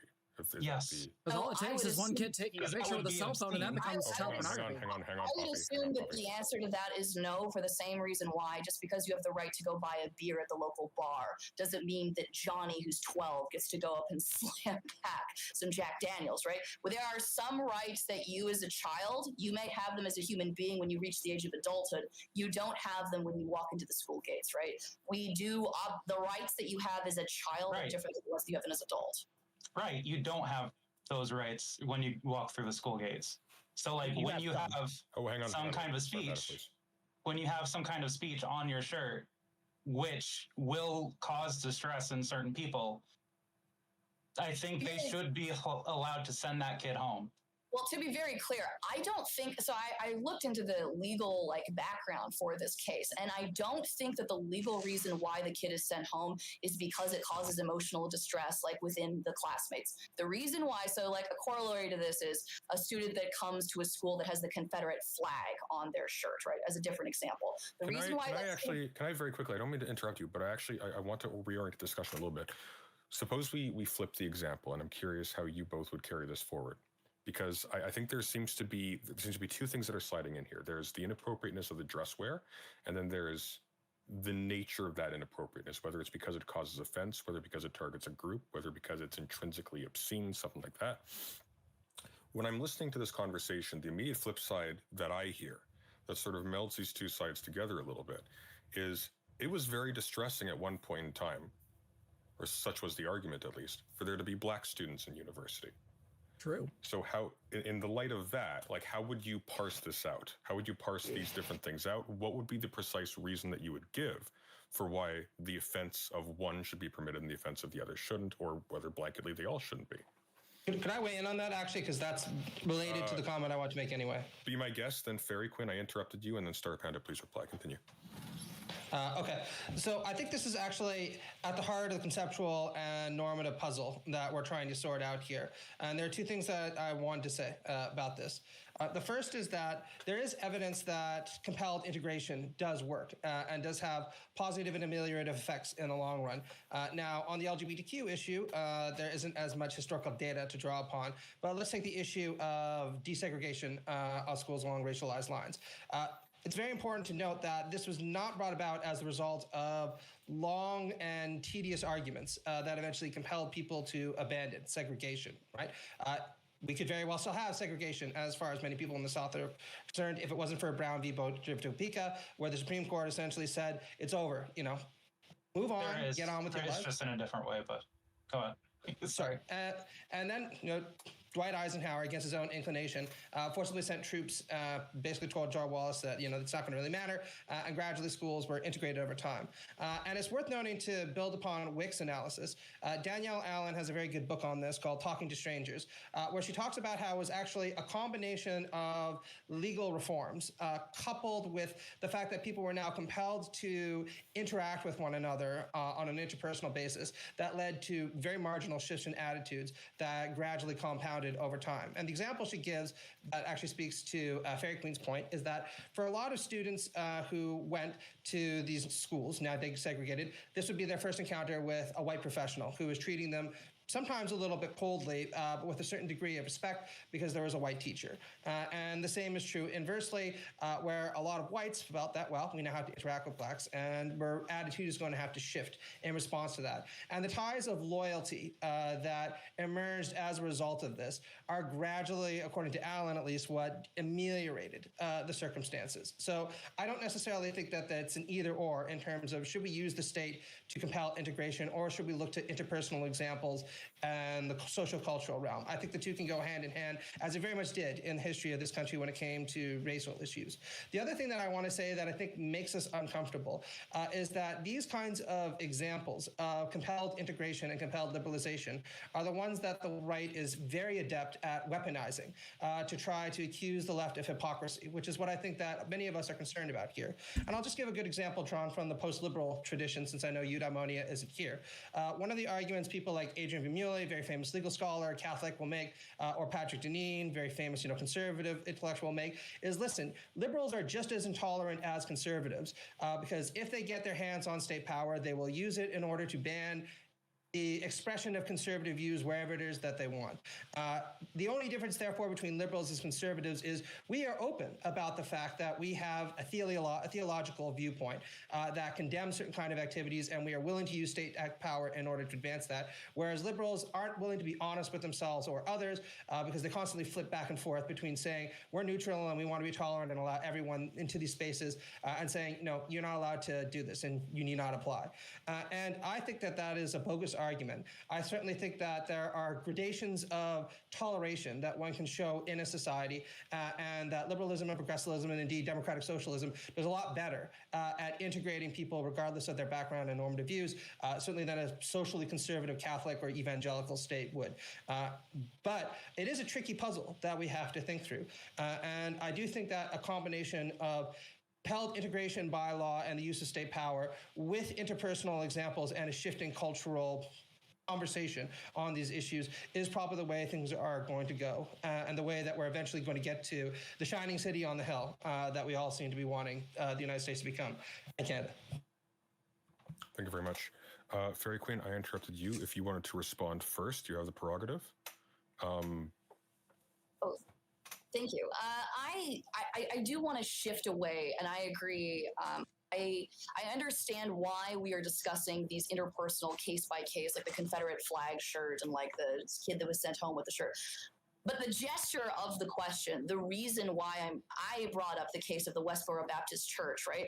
The question isn't, would it be good for society? The question isn't whether it would improve society. The question is, do we have a right to do these things, right? Do you have the right to stand out with your picket fence? Do you have the right to have 4 wives and to have the state not put its nose in your business? Why do you have the right to have this? On what basis do you have this right? In the United States, the basis is the Constitution. The basis is this a constitutional law? Does this law follow the Constitution, which we find through legal precedent, right? And this is a problem that what you're going to find, especially within extremist like fringe communities, is they are not going to respect the law as it exists, because they're going to ask the natural question, which is, where do we get these rights? And the answer is, we get them from God, right? In which case, why do I give a damn about what rights you have in the Constitution? These are the rights that I have enlisted within my scriptures, right? These are the rights that I have, right? Which is the reason why you have people that are willing to break the Constitution and are willing to break the law in order to do things like uphold like the FDLDS committee. I'm glad you went in that direction, because that actually segues directly into where I would like the conversation to go now. Because naturally, and you're going to go first. Don't worry, we're going to go counterclockwise this time. Naturally, when we are talking about issues of toleration, we are also talking about the threshold beyond which rights are in some sense curtailed. We are talking about like what is to be allowed or disallowed at some level inevitably. That seems to be embedded in that discussion. However the disallowance or the allowance takes place, whether it's through social pressures or whether it's through legal pressures enforced at the barrel of a gun. If we can give our positions on the threshold, if indeed there is one, maybe some of you are absolutists when it comes to this, I would like us to go counterclockwise in that direction, to give a brief, emphasis on brief, try to keep it to within a minute, statement on that. And then we're going to open the floor again for about 15 minutes, and then we're going to let call-ins come in. Very quickly, if you want to call into this conversation, we have room for 1 slot at a time. Join the Discord server pinned at the top of the chat. We'll try to get through as many of you as possible while respecting the time of the guest, so you won't be on for long, but you will be able to ask a pointed question, and I will allow you to reply. All right, Poppy and whichever one of you wants to go first. I'm going to let you both go, Poppy and Zena. Try to keep it to 1 minute each, okay? Sure. Could you repeat the prompt, though, because I want to make sure I understand what you're asking. Absolutely. So when we are talking about questions of toleration, we are fundamentally talking at some level about at what point, where is the threshold at which rights may be curtailed? Is it low? Is it high? Is it at the point only of harm? Is it at the point of offense? Is it at the point of prospective offense, prospective harm, et cetera, okay. Or however else you want to reorient that. But sure, if that clarifies things. So this actually goes into what I was going to say. Is so one of the things I have a frustration with Fairy Queen about is that I feel like she's conflating offense versus harm, like extremely. So, like, for example, we were talking about things that the Supreme Court has ruled on as far as that are art. Like, these are things are protected under free speech because they are defined under that artistic ideal. Well, comparing that to the Westboro Baptist Church, who makes hate speech flat, like, signs, like, these are not the same thing. And so to me, like, this feels like a false equivalency. It also feels very strange to me. Like, again, my question is always, what does systemic harm? The Westboro Baptist Church did harm.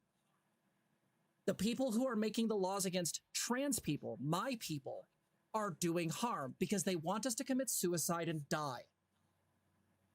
I am really frustrated with a lot of the people here that aren't queer, or at least as far as I can tell, aren't queer, because it feels like this feels like a lot of like mental masturbation, when in reality this is, hey, depending on who wins the presidency, I could end up in a mass grave. So can we please, like, actually, instead of jerking off about where these lines are, let's talk about where these things actually do very real systemic, very real societal harm. The Westboro Baptist Church did harm. That was their intentional goal. That's what their stated goal was. All right. Thank you very much. That's Easy go. A minute. Yes. Going off of that, I'm very much still on the belief that things that interfere only with you as a singular person and only inside of you, cool, fine, whatever. Okay, I don't care what people think. Not like hugely. Okay, the problem is when beliefs and certain stuff lead to actions and how you start interacting with other people. At the point where you are acting with others, we're in a society, and at that point, that's where we start to ask the questions of what's appropriate ways to treat each other and what isn't. What are legally protected ways? And what are ways that, like, the legal system can come down on you if you start hurting others? So, yeah, offense versus harm still takes into account, you know, the individual versus the group, and that's where we got to figure out what's going on there and how much harm is actually being done. Thank you very much. Are you concluded? Yep. All right. Wick, please try to keep it within a minute if you can. I'll do my best. So I think the threshold, there is a threshold. There is a line. I just think it's way up there.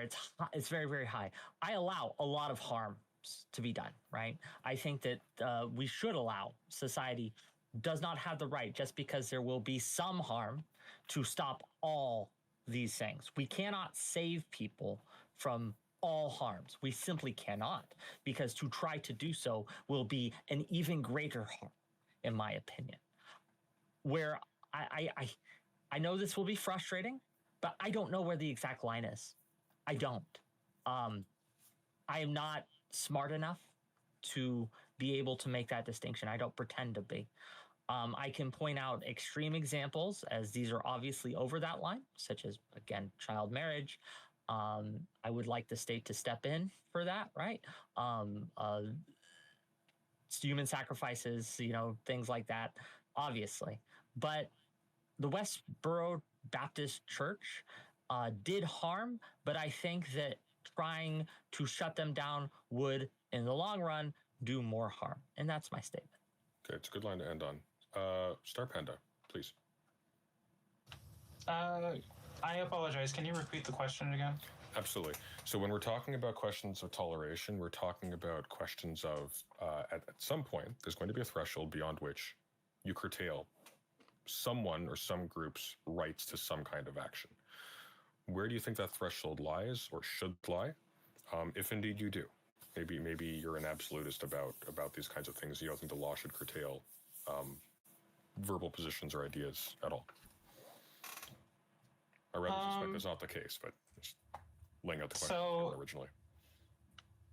So I think ultimately, like, where we should be with how much harm we allow. I think we should do our best to curtail as much harm as we can while giving as much people freedom as we can. Obviously, there's going to be disagreements. Right now, there's court cases going through about people essentially, like, using their religion to justify things that are very harmful to people. And it doesn't really matter if it's constitutional, they're still putting it through. And these kinds of things, I think, should be curtailed, because it's going to do a massive amount of harm to people, not only to those minority groups, but to the people who they're trying to, I guess, like, keep as the norm or whatever. So essentially, I think that, sorry, there's a little bit of an echo that's going on. It's essentially not noticeable on our end, so you're good. Yeah. Basically, I think, God, the line. I don't think intolerance should be tolerated, essentially. Like, you can believe what you want to believe. I don't care. Like, Westboro Baptist Church can exist. they can say what they want. But like once they're going to events that are designated for specific people who want to be in a safe place, I think that crosses a line. And there should be steps that we can move towards protecting those people a little more than just allowing Westboro Baptist Church to get right up to that line of being harassment, or in some cases, crossing that line. Thank you very much. Matt. I wanted to say that I think one of the foundational semantic problems in thinking through these difficulties is the fact that a lot of the way that people think through issues of free speech and religion in this country are through the language of the Constitution. And the American Constitution is a very crude document in many respects, particularly in terms of the grammar of rights that it deploys. So if you look at the U.S. Constitution, for example, it tends to guarantee rights to freedom of expression in very absolutist terms. And, there's a nice American quality to that. Think about New Hampshire, live free or die. And yet, in practice, of course, we know that the right to freedom of expression in this country has never been granted, absolutely. And I'm sure that Fairy Queen could give you numerous different examples that'd be more articulate than I could. But, since United States versus Ulysses, at the very least, the general orientation of the jurisprudence of the court has been to take freedom of speech rights very, very seriously and to only compromise them in very selective instances. Sometimes I think to a repellent degree, if you think about something like Citizens United, where apparently corporations are now entitled to politic if they wish and to spend money to politic. All that's to say, I think that it would be far more easy if we were to adopt a different kind of grammar if they're thinking through about these issues and recognize that any kind of rights that we have in a liberal society are subject, and this is Canadian language, to reasonable limitations. And that includes on issues like hate speech, for example. And I think that the rule that has been adopted by Canadian courts is a lot more exact and a lot more reasonable than what you find in American courts. And the general rule of thumb when it comes to freedom of expression is that Canada tends to be broadly tolerant, even of hate speech. However, it becomes much more stringent in allowing hate speech in settings where there are particularly vulnerable communities, especially children who might be harmed by it. A very famous case involved a school teacher called Mr. Keekstra, Mr. Keekstra propagated neo-Nazi propaganda in a high school, and that was within his rights to freedom of expression. But the Supreme Court decided that no, you cannot propagate neo-Nazi material to children. And there are similar cases when it comes to things like the promotion or the sale of child pornography or allowing cyberbullying, you name it. And I think that we have to assess this on a case-by-case basis, ascertaining who is particularly vulnerable to expressions of hate speech. And there's no firm rule that we can apply in those circumstances, but a loose rule that says that we can inhibit the expression of speech in circumstances where it does not contribute very much to society, as neo-Nazi speech does not. And the expression of this speech really damages this vulnerable community that we have reason to be particularly concerned about in these circumstances. So that, I think, is the better way of approaching these things. And I think that the unfortunate reality is that as long as we continue to rely upon the inadequate grammars of American constitutionalism and its absolutist viewpoints on rights, it's going to be very difficult to culturally have these conversations, which is why, frankly, we need to abandon various forms of constitutional idolatry and try to think about these things from a more pragmatic viewpoint. Thank you very much. Fairy Queen, please. Well, as much as I agree with most of your takes tonight, I'm afraid I cannot allow you as the Canadian to colonize the United States. So I am here to bat for freedom of speech, as American as that may be. I do have a couple of things to say on the note about obscenity. So this is the Miller test. This is very specific what the Miller test for obscenity includes. So whether the average person applying community standards would find that the work taken as a whole appeals to prurient interest. So prurient is a synonym of lascivious, right? Usually that implies sexual. Normally what's implied by that is bluntly pornography, or at least it used to be until like certain landmark Supreme Court cases. Number two, whether the work depicts or describes in a patently offensive way sexual conduct specifically defined by the applicable state law. And three, whether the work taken as a whole lacks serious literary, artistic, political, or scientific value, okay? So it is not true. So I grant you that like the horrible signs that they held may not necessarily have artistic value, but they do have political value in the sense that they are expressing their religious freedom of speech in a public area.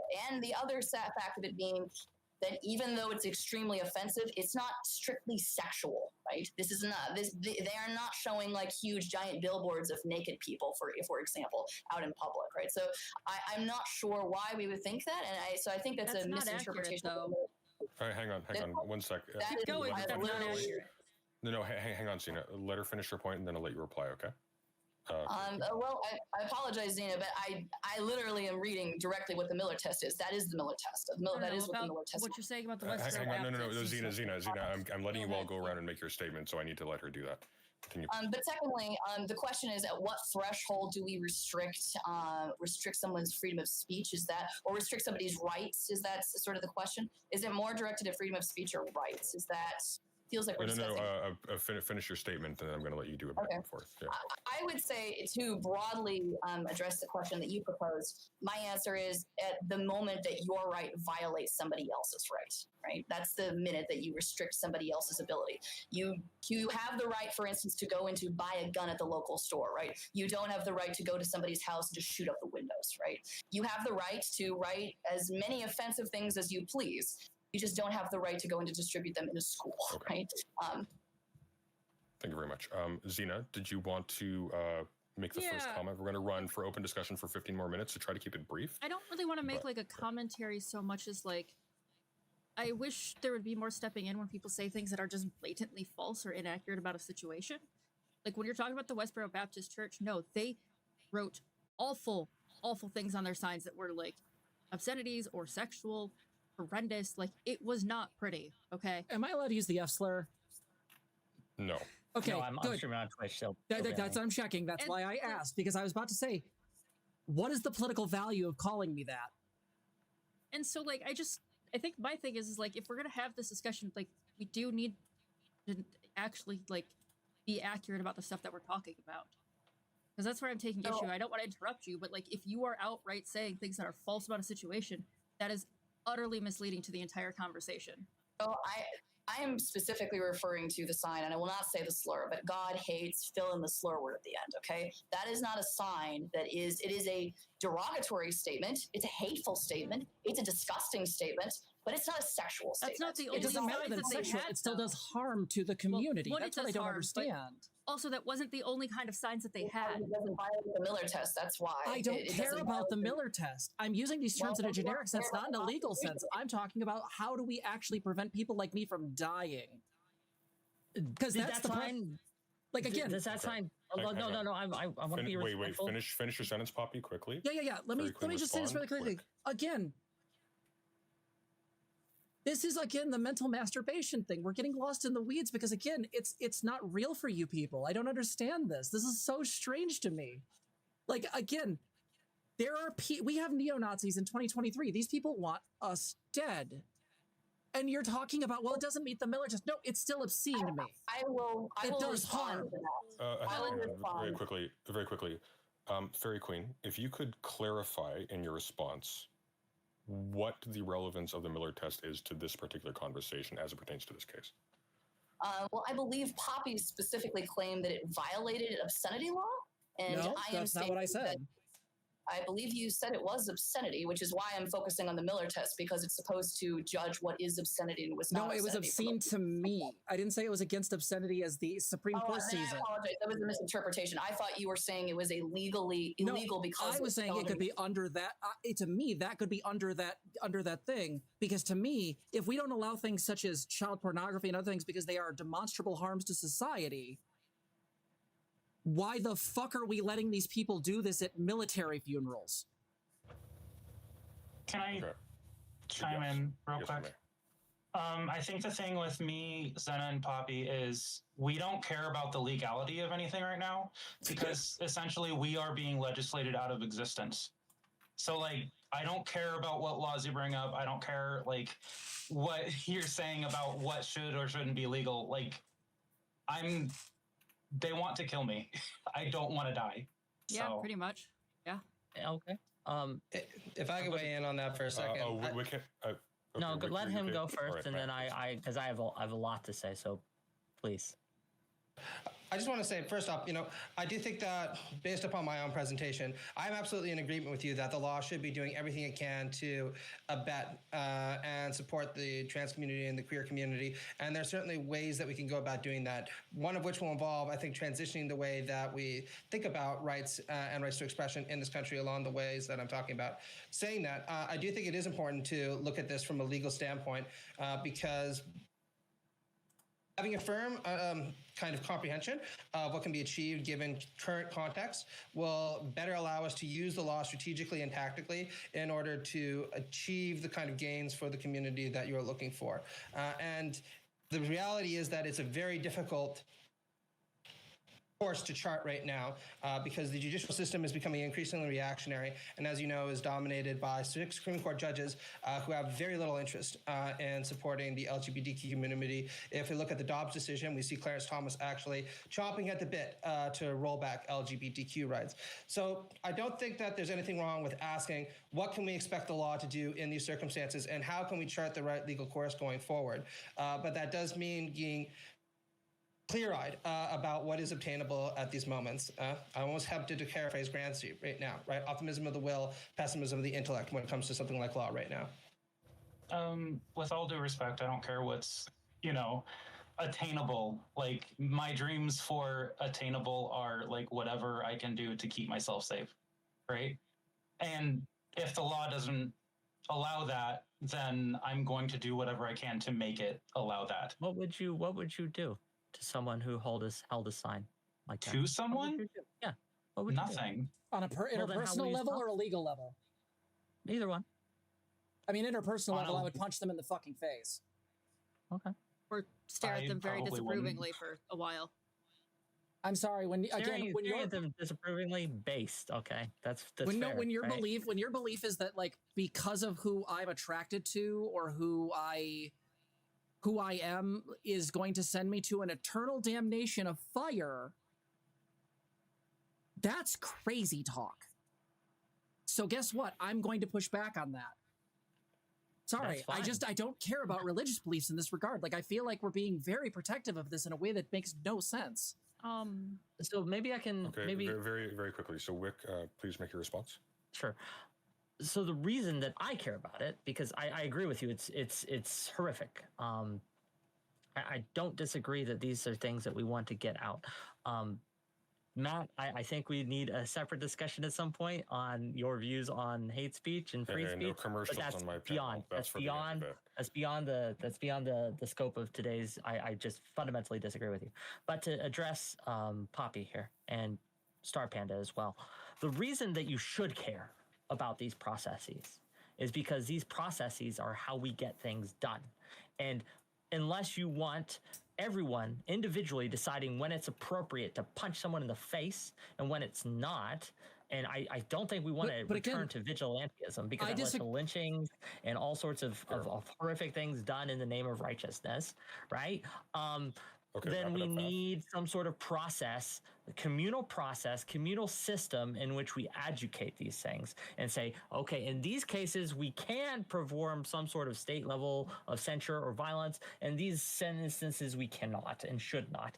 And the reason that I'm saying we need to stop and not legislate or try to remove these things through hate speech laws or anything like these is because by restricting someone's right to harm or offend by words, then a lot of people are going to catch strays for that, and it's going to be a worse world overall. You're going to have more harm done to you. Yeah, that's a good place to stop. You keep using this threat that there's going to be this magic harm that's going to be used later. You haven't demonstrated that with any examples except for one that had nothing to do with religion. Do you not remember the McCarthy era?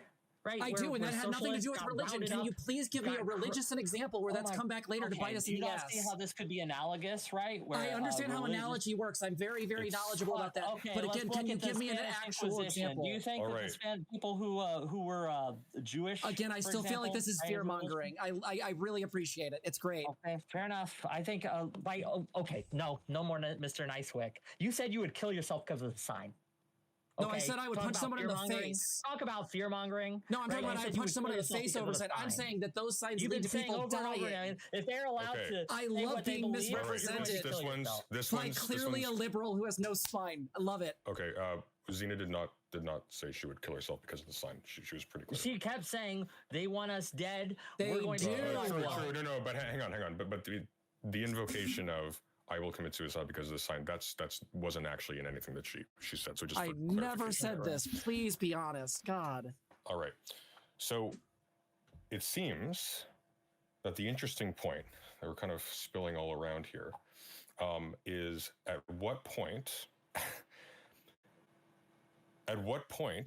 does discussion about the enforcement of thresholds for toleration, at what point does that switch to questions for the threshold of legalization? So what I mean by this for clarity is it seems like a solid half the panel, roughly, is drifting to a position where the discussion about what should we, quote unquote, tolerate has sort of fallen apart because the we part, the state, the law, whatever, the thing that is supposed to represent our collective judgment, that has increasingly turned categorically against their existence. And so that we is in a lot of asterisks.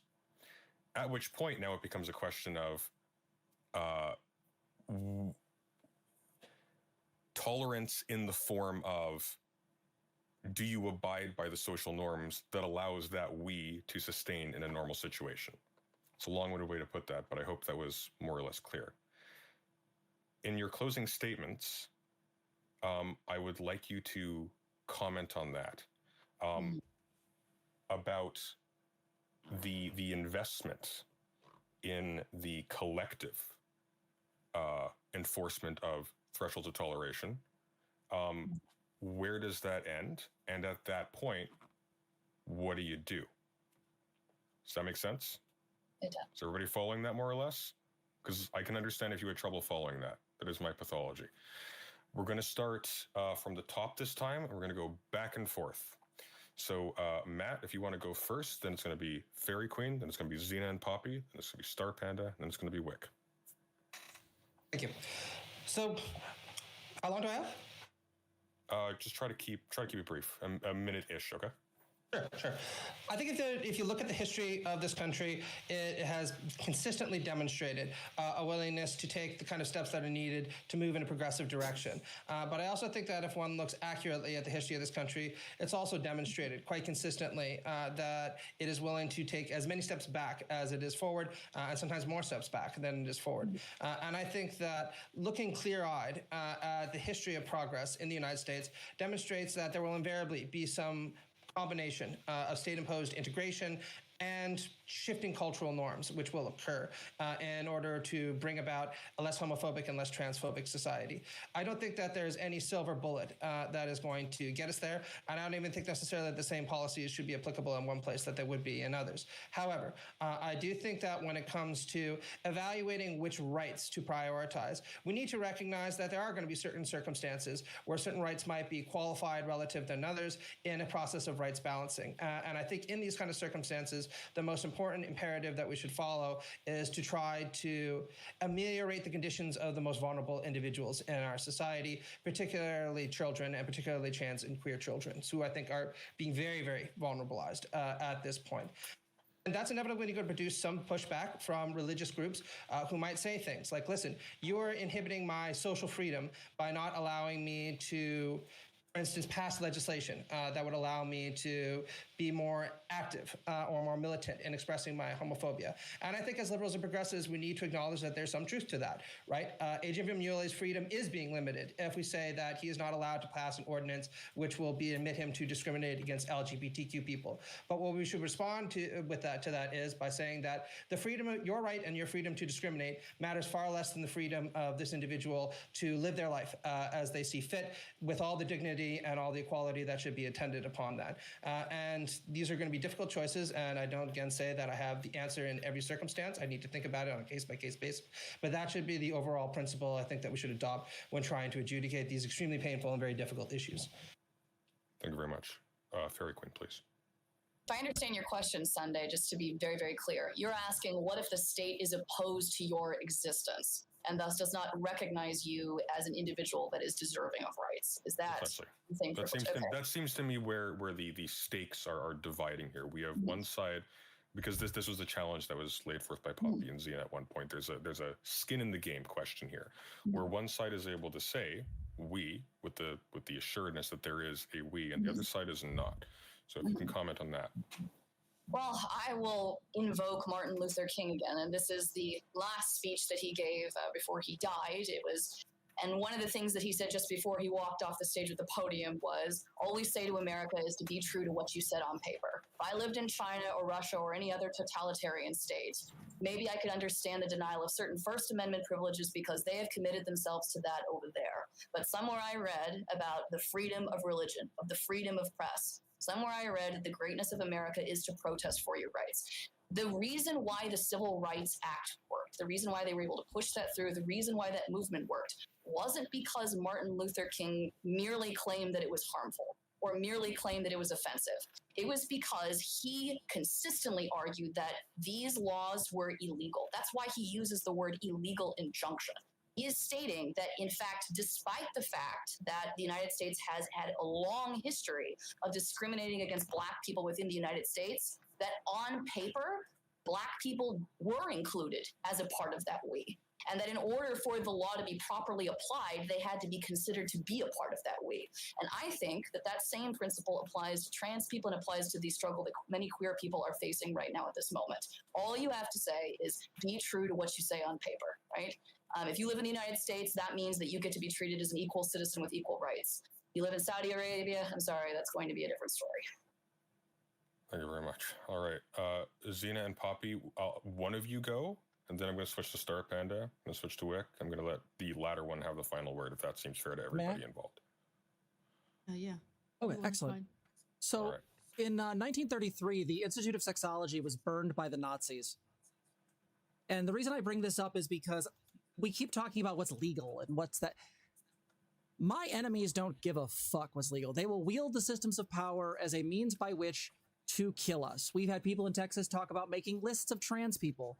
DeSantis is literally trying to legislate us out of existence. And you can say that that's fear-mongering, but I hear this literally every day of my life.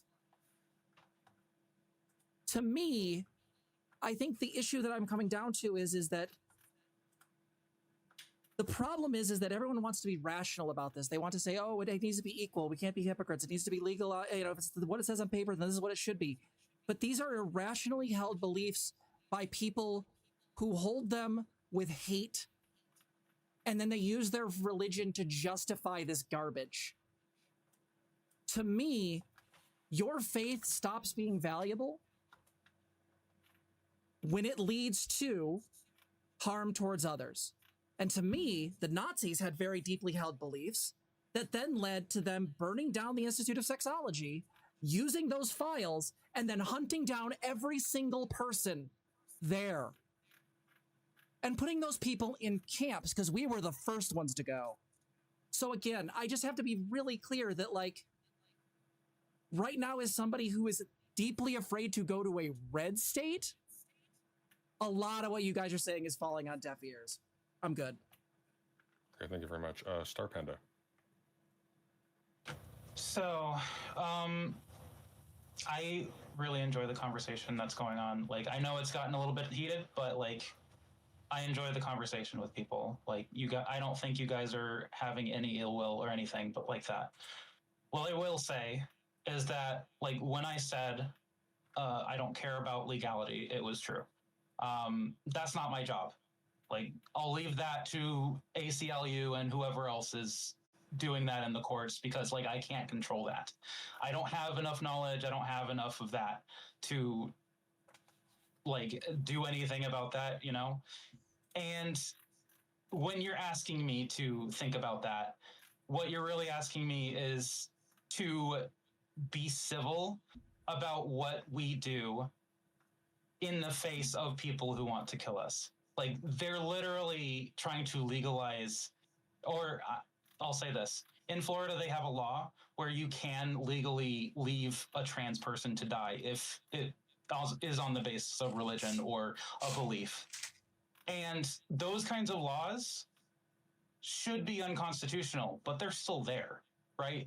So I ask you to forgive me when I say, like, that shit doesn't matter to me, because they're already doing it, right? They're already coming after us. They're already creating laws that are making it illegal for us to exist. And I'm done. I don't want to be civil anymore, right? It's not like I'm going to be violent or anything. Like, I don't like violence. But if I need to protect myself, I'm going to protect myself. All right. Thank you very much. Wick? Yeah, so at the end of the day, it comes down to what we think will move the needle, what will get us and keep us, and by us I'm including every single person here, even the Canadians. You're welcome, Canadian. Okay, but we want to make sure. We burned down your White House once. We can do it again.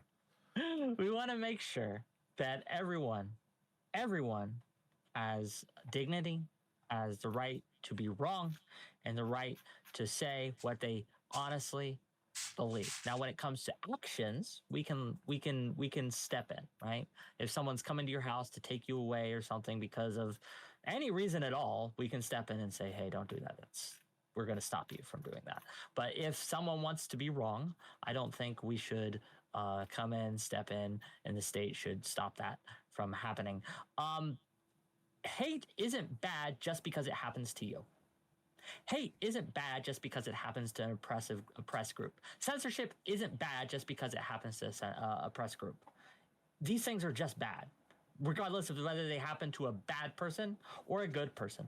These actions and these things that we do one to another are bad. Punching someone in the face, last resort, if they're coming at you. But if they're saying mean words to you and you punch them in the face, then yes, I think the state should come in and stop you from doing that. Regardless of whether you think that you have every reason in the world to stop them from saying what they said, the state should come down with the full force of the United States government and stop you from doing that. And I would stand that, and I would bless them as they did so. But if you want to call them really mean names, if you want to be uncivil, I don't think that the state should step in. And in fact, I would stop the state if they tried to do so to the best of my ability. That's my statement. Thank you. Thank you. And Zena, final statement.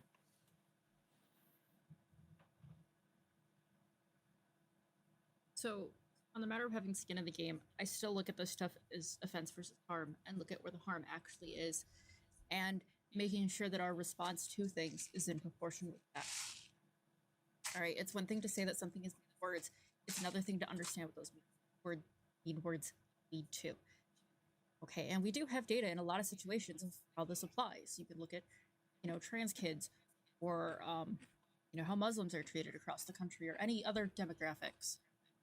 I think the biggest thing for me is that, as a society, I have a belief that, every person, when we say that dignity part,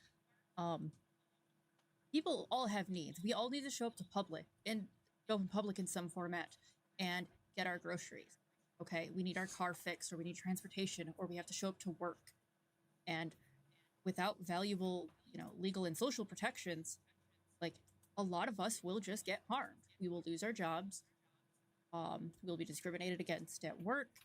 And this could be for religious reasons, for any number of religious reasons as well. Okay, and so I would advocate for, in any way possible, having laws that actually address the issues, right? And working towards addressing those issues. Wherever there is harm, doing what we can to minimize the damage from that is a plus in my mind. Thank you very much. Mm-hmm. All right, so I don't see in the event server, I don't see anybody waiting. Oh, I do see one person. So we're going to bring on one guest in a moment. Before I do, we're not going to spend a lot of time on this because there's only one person waiting. Brooks for the $10 has a question for the panel. Thank you very much. I'm going to let whoever wants to respond to this respond. The question is this. Why do you believe that quote-unquote religious beliefs should gain a special exception amongst all the possible reasons for you to be stupid and bad? Because of the establishment clause. And that's the reason. That's the short reason. Because it's in the Constitution. It's explicitly outlined as a protection that's provided to you under the American Constitution. That's I think that religion shouldn't have any more or less protection than anyone else's speech. I think everyone's speech should be protected. Okay. I think that religion is a very personal thing, and whenever it becomes not that, it becomes problematic by its nature. And to me, honestly, like, I don't think it should have special protections, but I also think that there are things that people should not be able to do because they promote harm. There was a statement made earlier about the use of bad words or offensive words, but again, like, words have systemic and long-term histories to them. There's a reason why no one on this panel can say the N-word. Like, to me, the idea that religion is this protected thing is very strange to me, because it seems to work when it works, and it seems to not when let's be clear, evangelicals weaponize it. And that's what's been happening for the last 20 years. Last 20 years, there's been literally everything under the sun has basically been put under religious freedom because they keep abusing us with this. Well, if I had my way, it would be out of the fucking Constitution. Anyone else?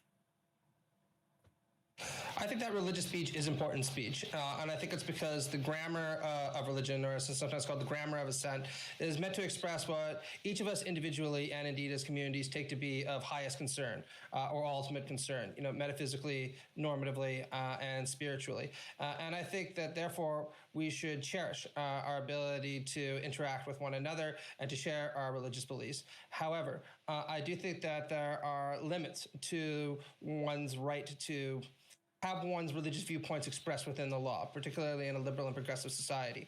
And again, this is where I think we need to recognize that a religious person's liberty to express their religious viewpoints is something we should cherish. But their liberty to advance a homophobic or a transphobic piece of legislation and what is ultimately supposed to be a partnership where all are created equal and all are treated as equal, that is something that I have to deny.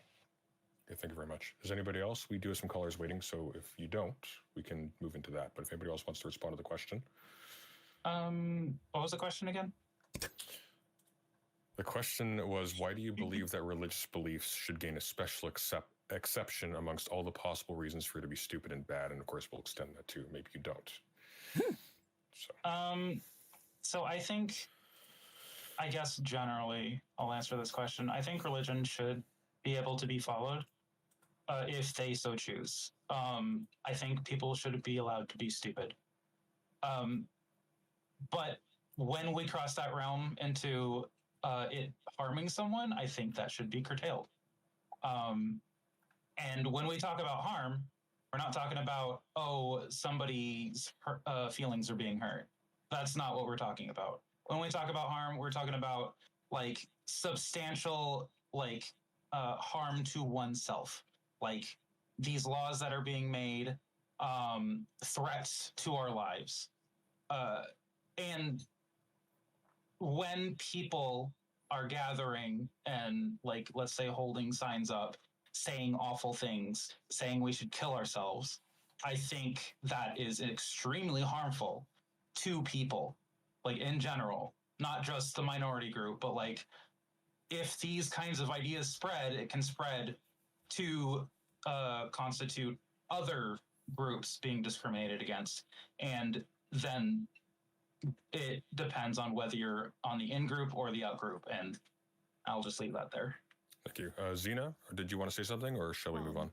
I think Star Panda and Poppy covered my thoughts pretty well already. I feel like we can move on. All right. So we're going to bring on our guests one at a time. When you come on, I will give you same rough amount of time I've given our panelists to make statements. If somebody wants to respond, you may try to keep it brief. There are 4 people waiting, after which I will let the guest reply again, and then they're going to be kicked because we need to get through these reasonably quickly. So first, I'm hoping I'm getting these in the order in which they've appeared. Cascadian Unionist. Welcome. Try to keep your comment or question as brief as you can, please. But take it away, Cascadian. Oh, Cascadian is gone. All right, we're bringing in Brooks. Brooks, same deal. Try to keep it as brief and efficient as you can. Your comment or your question. But yeah, it's mostly just a follow-up because... Hang on. You're so loud. Let me fix what it. The fuck? That's because I boosted you the last time you were on. It's my bad. Sorry. God damn it, Sunday. Does that count as my time, you dick? Did you do it on purpose? Only if you piss me off anymore. Fair enough. I actually just wanted to follow up on my question because I found the answers of a few panelists basically deeply unsatisfying. The question being that why is religious belief versus other generalized bigotry created as a separate thing? Why are you allowing it as a separate thing? And if your reason is literally the exception clause, I mean, there's no rules around religious belief actually as a thing. The word belief doesn't come in there. So I'd ask where exactly you as a person, why you believe religious belief versus, say, astrology or any other sort of justification a person may have for bigotry allows them to be in a place of basically treating people horribly. Okay, very, very quickly. First of all, that looks like it was directed at Fairy Queen, so I'm going to let her reply first. Brooks, just a heads up. Also, your audio is Matt nodded.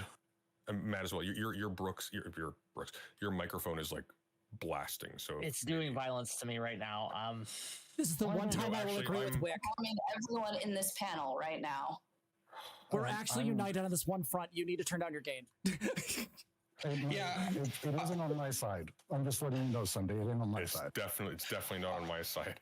I'll just respond very briefly by saying, again, I want to reiterate that I don't believe that one's religious viewpoints are a license to be able to pass discriminatory legislation, particularly in a moment like this where the trans or the queer community are very vulnerable to the forms of discrimination and marginalization that were very powerfully articulated by Zena and Poppy and Star Panda. However, I do think that we need to respect that people's religious viewpoints matter a great deal to them, precisely because they have this character of expressing our most ultimate concerns about metaphysical, normative, and spiritual issues. And appreciating that does not mean licensing people to act on those viewpoints in any way that they wish, but it does mean respecting the gravity of those beliefs to them so that we have a good understanding of what precisely is at stake in these very, very tense political times. I mean, I will simply go back. I'm not quite sure what the substantive difference is between your follow-up question and your original question, to be perfectly frank. Why you allow a categorization of the difference between religious beliefs or other beliefs? Why is not just having the belief itself a thing, and that is the thing we're going to discuss? Why do you separate out religious beliefs as being basically categorically different? Because it is spelled out as being categorically different within the Constitution. That's why. It is not. The word belief isn't used there. Okay, well, nonetheless, it is nonetheless strongly implied there. Let's see if I can find exactly what the Establishment Clause states. While I need to be pedantic about this, but while she's finding it, again, I'll reiterate. I don't think there should be I don't think that a minority group or religious group should have their speech protected in a way that is fundamentally different from any other reason, right? I believe in equality in this. I think that even if you believe you're right and you're an atheist, you should be able to say what you believe, right? Mm-hmm. I just categorically would say that we should stop trying to treat different groups differently in this regard specifically of speech. Which is basically my point. Someone like Sam Harris, who comes out with the Islamophobia and pushes laws in that direction, or other people who basically espouse a sort of atheistic transphobia or homophobia, utilizing science or some other thing, they're put in a very different category. We actually very much shun them in society, yet we actually very were terrified of this religious belief versus other somehow more rational beliefs or other things that we consider to be different. And I'm curious why that is. All right, I think there's a long genealogical reason for this that we need to appreciate, right? So when we look at the history of the Establishment Clause, this is very much predicated upon the debates that took place within liberalism over the course of the 17th century, many of which concerned the extent to which various different religious groups should be tolerated, the extent to which the state should promote one of those groups over and above others, or whether or not liberalism could flourish and coexist with a wide variety of different religious viewpoints, and indeed whether or not those religious viewpoints might might actually benefit from the adoption But- of something like a liberal approach. Excuse me, just please let me finish. Sure. Now, that doesn't necessarily mean that we need to be beholden to that genealogy, because I think it's possible to extricate the insights that one finds in the liberal approach to freedom of expression as iterated in the Establishment Clause from that history. But when we try to ask ourselves, why is it that there's all this fuss around freedom of religion and freedom of speech? That's because that's really where the origin of a lot of these debates came from. Yeah, I just wanted to say with that like I think my problem is that I understand that there's this long history of this legally speaking. I think my concern is that like, but we already have the system being bent in a direction where one religion is being promoted over others. We saw this during the War on Terror. We see this now with evangelicals, where they're making like nonsensical religious arguments against the existence of trans people, despite there being, 40 years of research on our existence. Like, again, like I have no problem with people being wrong, but with this idea that like the religion should be this fundamentally like separate protected thing, again, I don't care about the genealogy. At the end of the day, I don't think people should be able to weaponize which particular sky daddy they believe in to decide whether I get to live or die. Simple as. Yeah, and I would absolutely agree with you. And I think that both normatively and politically. But I want to say that I would actually emphasize that the danger is even more grave than we've really articulated here. So, for instance, there's been some very interesting research done sociologically on the rise of Christian nationalism and its association with white nationalism by people, particularly in the Midwest. And what they frequently found is that Trump and MAGA supporters, particularly evangelical MAGA supporters, about 45 to 55% of them are okay with Christian nationalism as a term. Now, what that means to them varies quite considerably. But when you look at the ways Christian nationalism overlaps with other kinds of symbolic and political associations, it's always tied to whiteness, heteronormativity, misogyny, a very, very important one that's sometimes less discussed than it should be, and of course, support for things like militarization, and of course, minimal intervention of the welfare state to try to elevate the least well off from their current social conditions. So I think that this demonstrates that the struggle against white Christian nationalism is absolutely about securing the dignity and the equality of trans and queer individuals in this country. But one of the reasons I support this struggle is because it is so deeply tied to other things that are very dear to me, which is why I consider myself an ally to the community, and why it is that I think that any progressives or liberals should also get on board with the struggle as well. Okay, I'm going to let Brooks have the final word, but we need to bring in the next guest. Brooks, do you want to say your piece before we move on? I got nothing. Thank you. Thank you. Take care. Thank you. Mm-hmm. All right. So next we have who's waiting here. Looks like Some Noir. I think that's who this is. Hang on, give me a sec. The way Discord abbreviates things is absolutely obnoxious. Okay. Yeah. If you disable streamer mode, that'll go away. Thank you, Mr. Overachiever. Okay, here we go. Is that Skeletor in your background, Wick? Oh no, this is my nephew got me for this. It's a transformer of some sort. I don't know. It's the only possession Wick has. He's just in a white room. I am poor, and you should give me money. Yes. All right. Welcome. Do you want to introduce yourself, pronouns, etc.? I can't see your whole name for some reason. Guest, you with us? I'm going to give you 10, 9, 8, 7, 6, silencing 5, voices. 4, 3, 2, 1. That's because I'm not a liberal, Wick. All right. Oh, I don't want to kick you. I just want to kick you from the call. Disconnect. There we go. All right. Sorry. And now we have... Why are all of... Oh, I see. It's because I'm in stream. Oh, that's so annoying. Whatever. It's fine. In you go. We've got somebody called Jay. Do you want to introduce yourself? You'll need to unmute. You will need to unmute. Everyone went to the bathroom at the same time. Hello? Guest? Gonna count to 10. You got to unmute. Sorry, is my audio acceptable? Oh, thank God. Perfect. You're back. Okay. Sorry about that. Make your comment or ask your question, and she'll let you have a quick back and forth, and then we'll move on. Yeah, I'm pretty interested in like a lot of what Matt's been saying. So I have a sort of different tack on this topic. I feel that the right wing, or the political like right wing, at least like in North America or whatever, really has sort of laid claim to being religious, you know, as like a sort of identity, part of their identity, right? So, and like by that sort of defaults the left to having this sort of atheistic identity. But I've met a lot of leftists who are religious. I've met a lot of LGBT people who are Christians. And like, I've also seen like a sentiment among lefties that finds a lot of disgust with what they call like edgy Reddit atheists. Mm-hmm. You know, like people don't want to come off as like an edgy atheist. So I was wondering, like,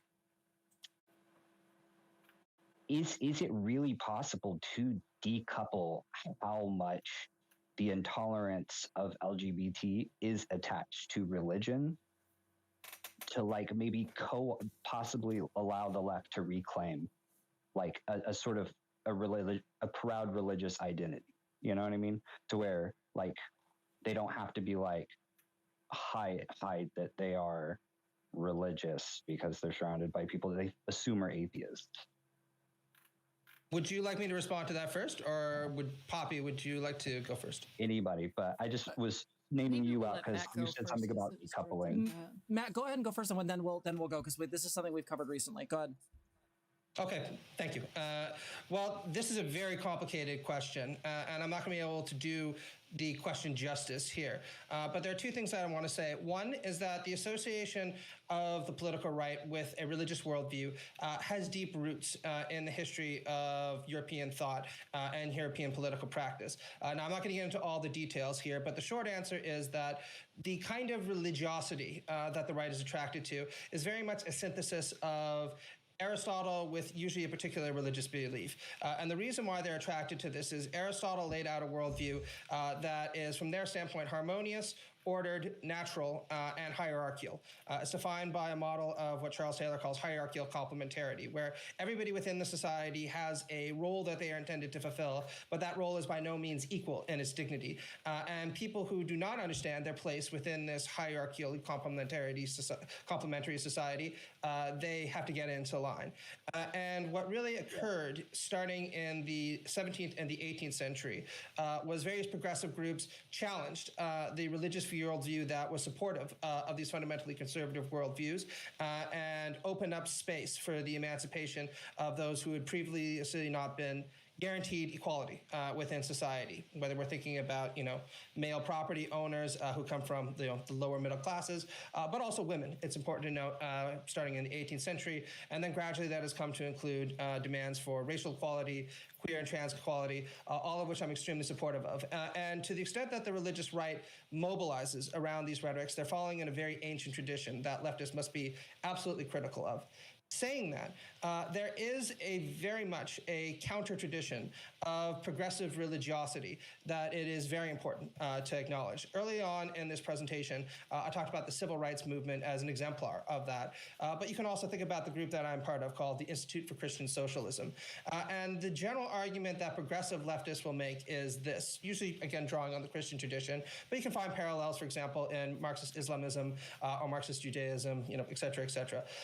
But the basic argument of progressive Christians is, listen, Nietzsche is absolutely right that liberalism, socialism, and progressivism are all the secularized offspring of what is fundamentally a Christian worldview that holds that all people are equal before the throne of God, that gradually translates into just the belief that all people are equal, and that is the least well off and the most vulnerable in our society that deserve the most moral attention. Now, this is idiomized in various different forms.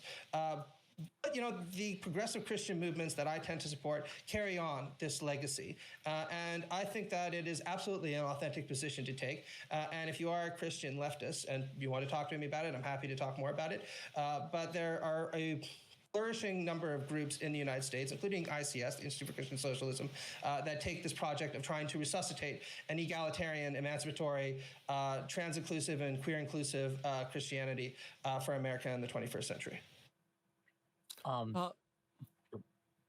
Just a brief statement. Go ahead. Oh wait, I thought Poppy was had a response. Poppy was, but what do you guys want to do? Wick, go ahead and just say your thing quickly. Yeah, I think that if a properly practicing Christian cannot help but be a leftist and progressive, in my view, I think that if you are trying to be a Christian, you are generally going to and actually practice like in following the footsteps of Christianity and Christ, you're going to be progressive. No argument. So my response to this, and I think ZZ has one as well, but so as I said before earlier in the discussion, like I'm an ordained Zen priest. I've practiced pretty much every faith under the sun. ZZ is what I would call an eclectic pagan, or witch. And the thing is that to some degree, like as much as we have been somewhat antagonistic in this argument, the thing is that we've discussed on our channel before the fact that we're very sort of more so antagonistic towards anti-theism or Reddit, what's considered Reddit atheism, because I actually think it hurts us on a very, very real level. The pragmatic argument would be is that I think that there are a lot of lefties, especially like genuine leftists, not just liberals, but leftists who can't talk about their spiritual beliefs or their abilities, their desire to want to practice, because we have such an absolutely allergic environment within the left to spirituality. Some of that's earned, right? That allergy comes from the right weaponizing religion, but some of it also comes from, I think, an almost pseudo-religious take of certain philosophies being sort of weaponized in and of themselves. The whole religion is the opiate of the masses bullshit. It's like, yeah, well, if you're talking about institutional systemic religion, sure. But if you're talking about an individual person's spiritual beliefs, that's a very different discussion. And so I think the thing is that at least in our goals is I think that there is a way to marry spirituality to your goals and your sense of personal growth and development. That's something we talk about a lot with mental health, especially like development in the integral or the psychological sense. But as far as it affects politics, I always am skeptical of that interaction, because the short version is in my experience, human beings always have a desire for power. It comes from our natural tendencies to be fearful, moral, in some ways, mortal creatures. And by definition, we are prone to, when given access to power, to use it because it creates a sense of security. You can see this with a father who is overly authoritarian. You can see this with Xi Jinping. So to me, I'm always skeptical of when religion gets interactive with, state power. But again, I think there's a definite place of spirituality in the left. There should be a place for spirituality in the left, because at the very least, we're just losing people who could be voting or who could be doing on the ground work because we're being allergic to them unnecessarily. So that's my piece. There you go. One thing to ask Poppy if people get a chance is about some of the benefits of spiritual beliefs on like a psychological level. Like there are demonstrably some of this, and Poppy knows it way better than I do. I'm not always big on the like reclaiming necessarily, because there's a whole lot that goes into that. But I have seen positive ways that like integrating religion into this works, especially because like we tend to advocate for things that we're passionate about, right? Tend to show up as people, and we show up with our full authentic, our full selves, basically. And for a lot of people, that does include some form of religious beliefs. And so some instances I've seen this go well is like with Zen or Unitarian Universalists, which are both very strongly based on like positive principles. Okay, and they're not necessarily making like prescriptive claims about like after death. I mean, there might be some depending on the denomination or who you're asking, but by and large, it's based on shared principles. And so I think one of the interesting things that we've been dealing with too on our server is how to make more space for lefties who are also religious that want to talk about that. And so we're kind of figuring out the best way to do that right now, to still give space to that, because in our system, like we talk a lot about how like mental health is political. Okay, like these, especially for queer folks, these things are inextricably tied together. There's no way to pull these apart. So I think there are some ways that people can, on the individual level at least, have a personal sense of reclaiming. Large scale reclaiming is another story, but on a personal sense, yeah, I absolutely think it can be. On the subject of intergroup tolerance, it is a magnificently it is a very interesting thing to see just how different culturally the perception of a minute is between Americans and Canadians. Does anybody else want to respond to Jarfkar? I just wanted to say one more thing, which is that I found Zena and Poppy's. No, I thought Zena and Poppy's articulation of their own efforts to try to reach out to leftists who are religious very moving, and actually I see it as a very positive sign for the future.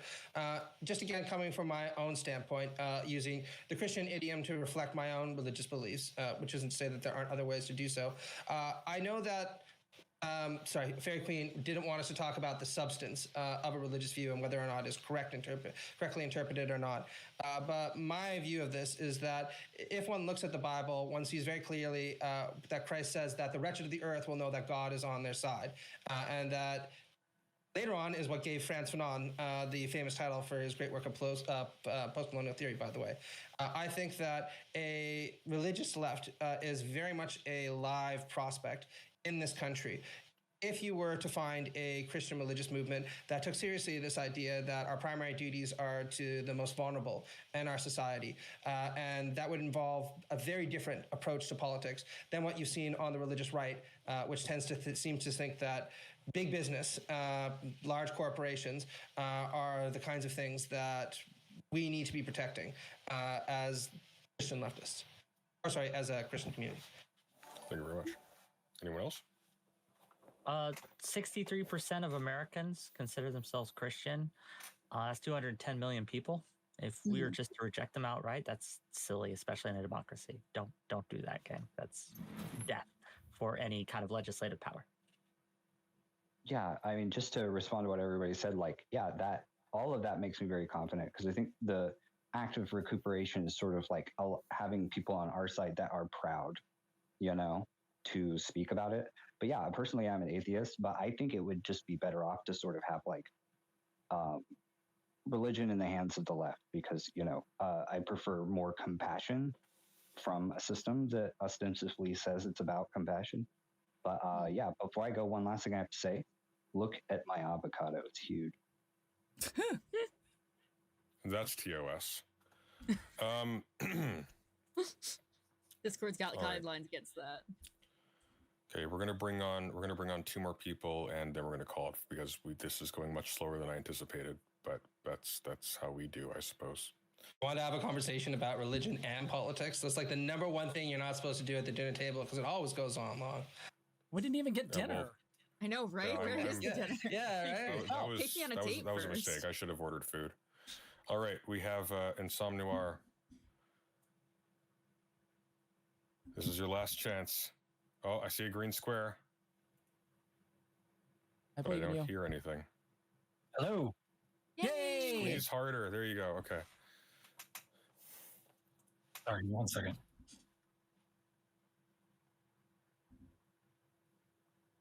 Sorry about that. I was having I have an NVIDIA card, and so I have to run everything through an NVIDIA controller system. I'm certain someday I will find it in my heart to forgive you. Please. Okay, so first of all, you can call me Insomnia. Insomnia Noir is my full name. I'm sure Wick knows who I am. I've harassed him on and off. Yeah, and I don't really have the kindest of words to say here, but hopefully now that you've heard my tone, you'll know that I'm trying my best to be nice. Don't do that. Be mean to me if you feel. Free speech is for everyone, including you. So go ahead, hit me with it. Be as no, I don't want to give you No, I don't want to give you another panel topic. So first of all, I go by he, they. I am non-binary, specifically autigender, extremely neurodivergent, and so you'll have to forgive me if I seem very monotone. But anyway, you're on the President Sunday channel. It's okay. You're amongst friends. You can do it. You're among your. Yeah. So there's a few things I would like to point out. I myself, for well, everyone who's in the cathedral knows that I am a Christian. I am a leftist as well. And yes, it is very difficult for... Oh, yes. I have 4 years of undergrad, 4 years of graduate studies in Old Testament specifically. Damn. Wow. And right now I'm actually, for various reasons, I have switched over to a master's in social work. I feel like I can do more. I feel like I can do more damage to the system that way. So there's a few things I would point out. First of all, it is unbearably apparent as to who has skin in this game and who doesn't. And so, as a Christian, I would like to apologize to any minority identities in this call for the actions of people who proclaim the same faith that I have. I do not espouse any hatred towards any group. In fact, I fight for equity and equality. Just to be clear, Insomnior, I think the only person you're actually highlighting in this conversation is Matt right now. I think that's a little unfair. Oh no, I'm going after. I think he's the only one who's identified as a Christian here, isn't he? Unless I've missed something. No, I have no idea what Matt believes as far as a Christian is concerned, so I bear no judgment towards him. All right. But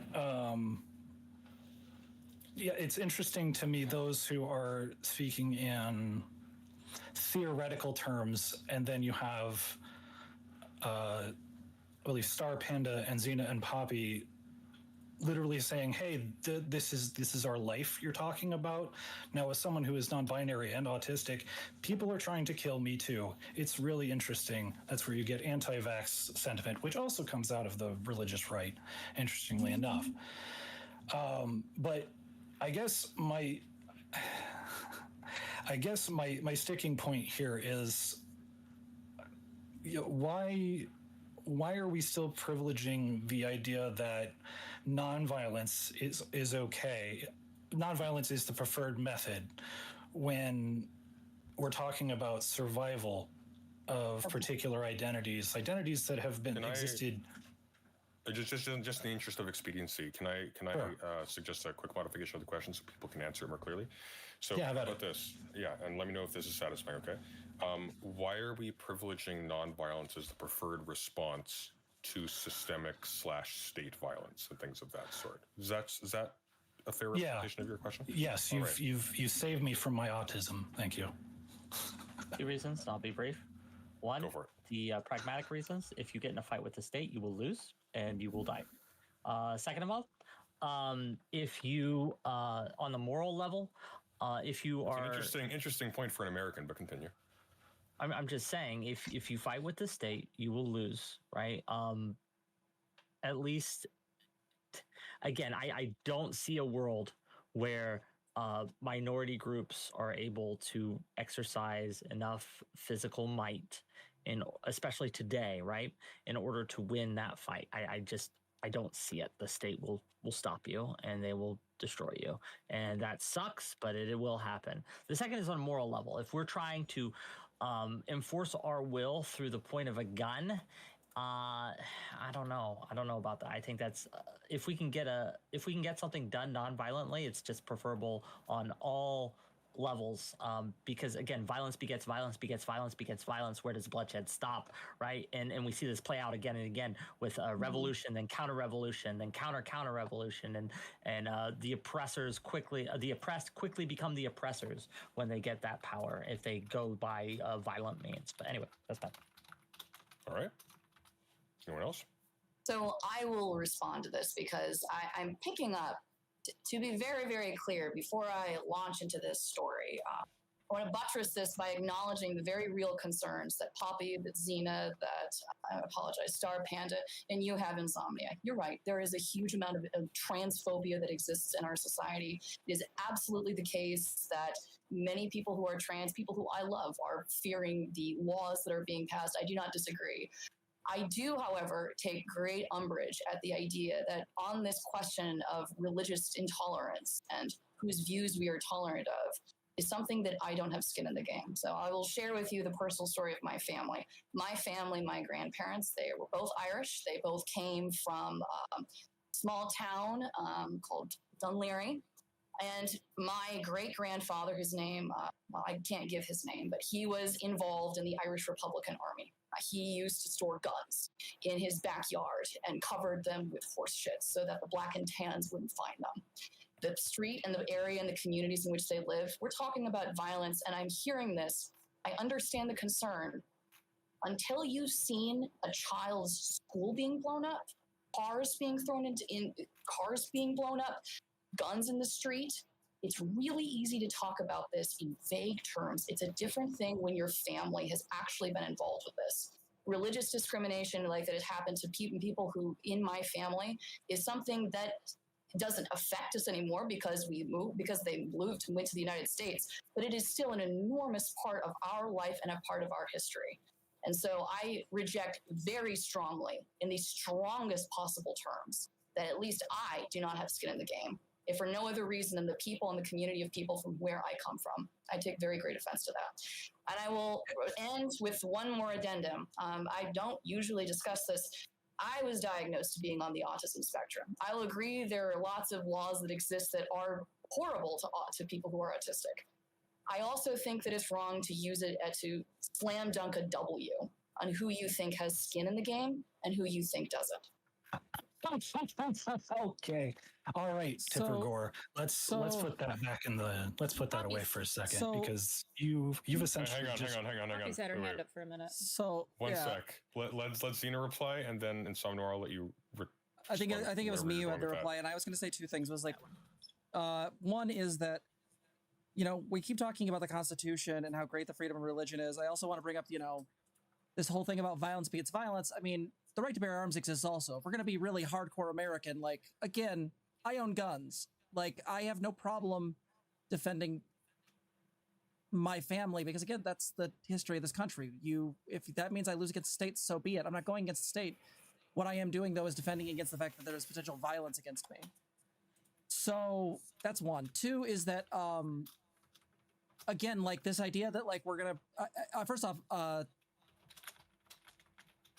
I guess I want to say, like, Fairy Queen, I'm really sorry that your family went through that. That really fucking sucks. Like, that's really awful. I also want to say that, like, until you've been in a session with a non-binary child who you've had to hold crying because they are afraid to go to school, because they are afraid of the violence that will be enacted against them, I say the same thing.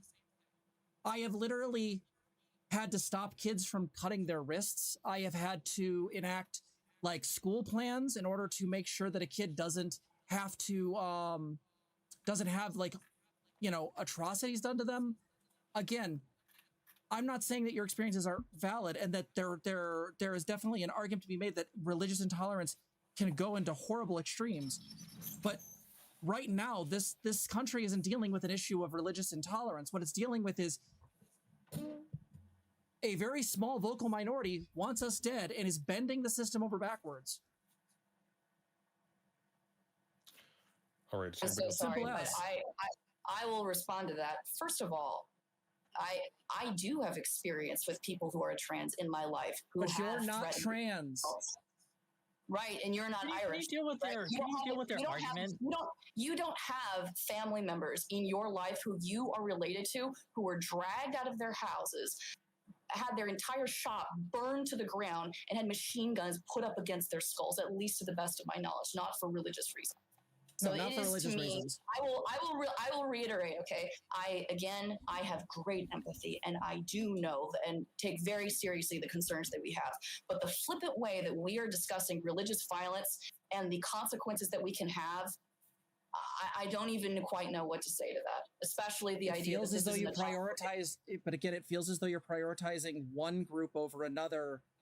And that's the issue, is you keep saying you have compassion for us, but I don't care about the compassion. What I care about is people who genuinely actually get it. And it feels like there's such a concern for this potential fear of religious violence that, again, we're having real violence happen right now, and we're arguing about whether how we deal with that. Like, again, I literally pointed out historical references as to how this has happened.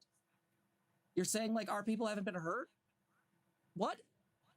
to be very clear, I'm not the appeal that I was making before was more of the taking umbrage at the idea that this issue did not personally matter to me, or that I didn't have skin in the game. I take very personal umbrage with that. That's the issue. I'm not having an intellectual conversation about the history of transphobia or the history of religious discrimination. I'm taking issue with the personal point that was levied at me and the other people at the other half of this panel, and the assumptions that were made that were unfair and not well received. If I could say one thing also. Now, I just want to be very clear when it comes to your characterization of my language or some of our languages, theoretical and abstract. I'm actually willing to say that I think you're correct about that. And I think that part of that does come from a lack of firsthand experience. However, I would like to make clear that I don't think that the deployment of a theoretical or a legal language to try to adjudicate the proper way to respond to these problems is inappropriate. And actually, I don't think it's anti-leftist either. Fundamentally, I would say that my position is a Gramscian one. Now, we all know that Gramsci, of course, faced circumstances that are actually fairly similar to what's going on, say, in Florida right now. You see the rise of a highly revanchist right-wing state that is willing to use extraordinary amounts of authoritarianism to discriminate against highly vulnerable groups with the association or with at least the tacit consent of big business and other major players in society. In these kinds of circumstances, there's absolutely a place for affect and expressions of disdain and anger. And I think that those should be encouraged in many circumstances. However, it is also incumbent upon us to intellectually mince these problems, not so that we can kind of pedantically, count, the number of different references to Hegel that we can throw out there, but because we need to have a clear idea of what it is that we're facing so that we can have an equally clear idea of how it is that we can most effectively confront it. And I think that analyzing the right legal routes, for example, to be able to obtain protections for the trans community and the queer community more generally is a very viable and indeed necessary option. I am not optimistic about the potential going down that road, given the current makeup of the Supreme Court, but we should be looking into that as a potential strategy. But the same is true when it comes to trying to win the intellectual debate against people like, say, Matt Walsh, or like, say, some of the individuals I mentioned, Adrian Vimule, who are going to try to argue very vehemently that there's something fundamentally wrong with being trans because it violates, say, natural law. I think that there is a place there for people to offer theoretical arguments, as, I should add, Zena and Poppy very rightly referred to demonstrate why that viewpoint is wrong. And I don't think that precludes other approaches. I think that we have to have an awful lot of tools in our arsenal in order to fight against bigotry. And theory and rationalism are some of those tools. There are others, and they're just as important, but we shouldn't abstain from using those where we think that we can win. And I think that ultimately, because trans individuals are individuals and they are entitled to human rights and they are entitled to dignity and to respect, that will be on the winning side of this argument in every single circumstance where ultimately we are confronted with bigotry and with bigots who would like to advance junk science and junk theology to support what are fundamentally hate-filled positions. All right, and Sam Noir, if you want to make your final comment, we need to move on because we're running on the clock, so.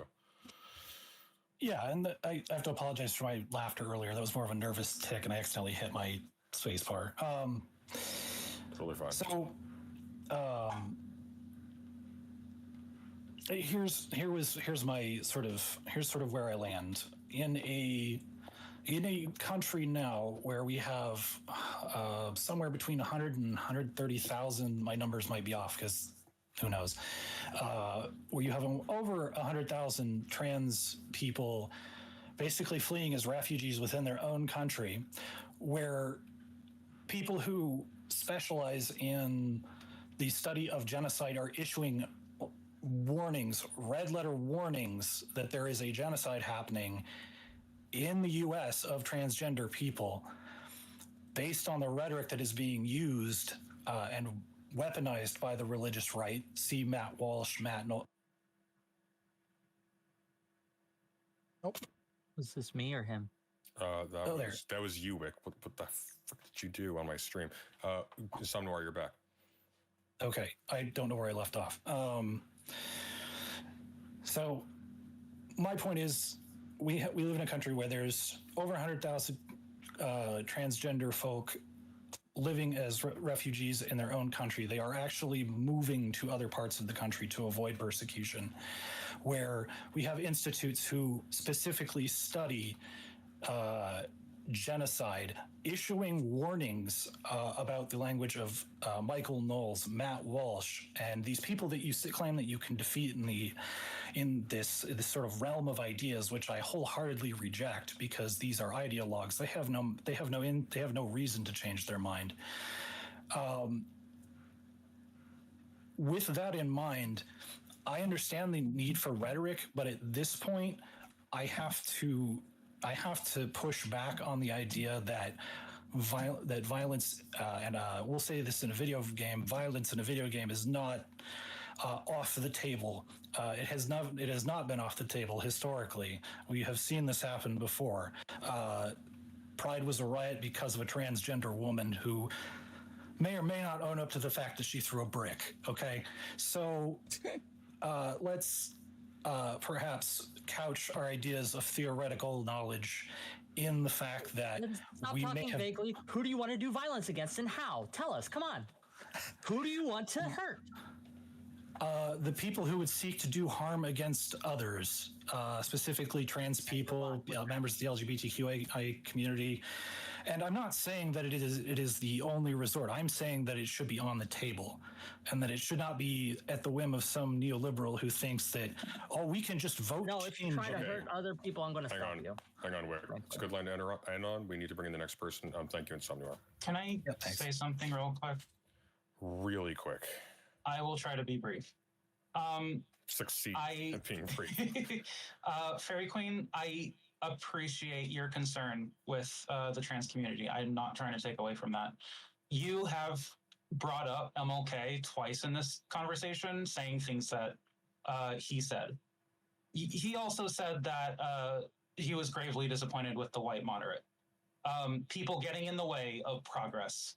And like he didn't just say nonviolence. There were other ways that we do, like protests and stuff. Like sometimes these things do get violent, and it's not really about like whether we are violent or not. It's who started it.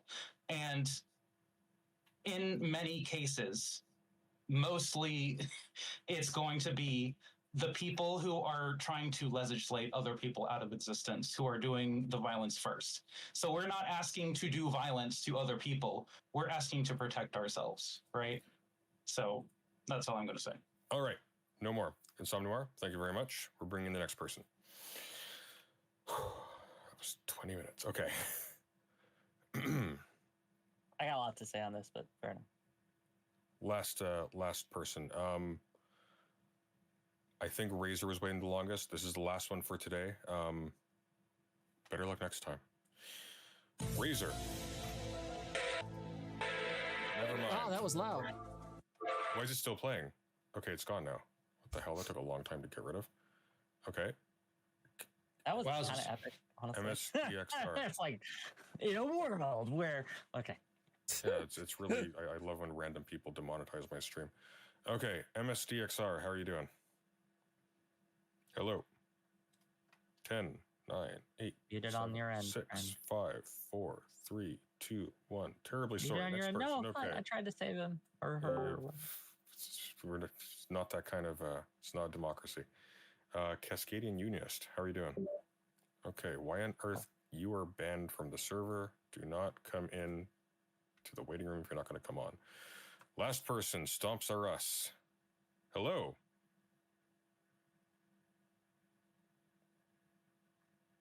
Hello? Stomps? Everyone fell asleep. All right, that's our show. Have a good night, everyone. Thank you very much thank you to our panelists. Hold on. I'm sorry. Razor did an accident when he did play that song. It was like a setting in Discord for some reason. So if you want to try again, if you don't, that's I really don't, but I'm going to. Okay. Oh, no. I'm going to take one more question. Okay, Razor's now banned. In clockwise order, shout out your channels, please. Fairy Queen. I apologize. Hi, I'm Fairy Queen. You can find me on Twitter and you can find me on YouTube. Thank you. Matt.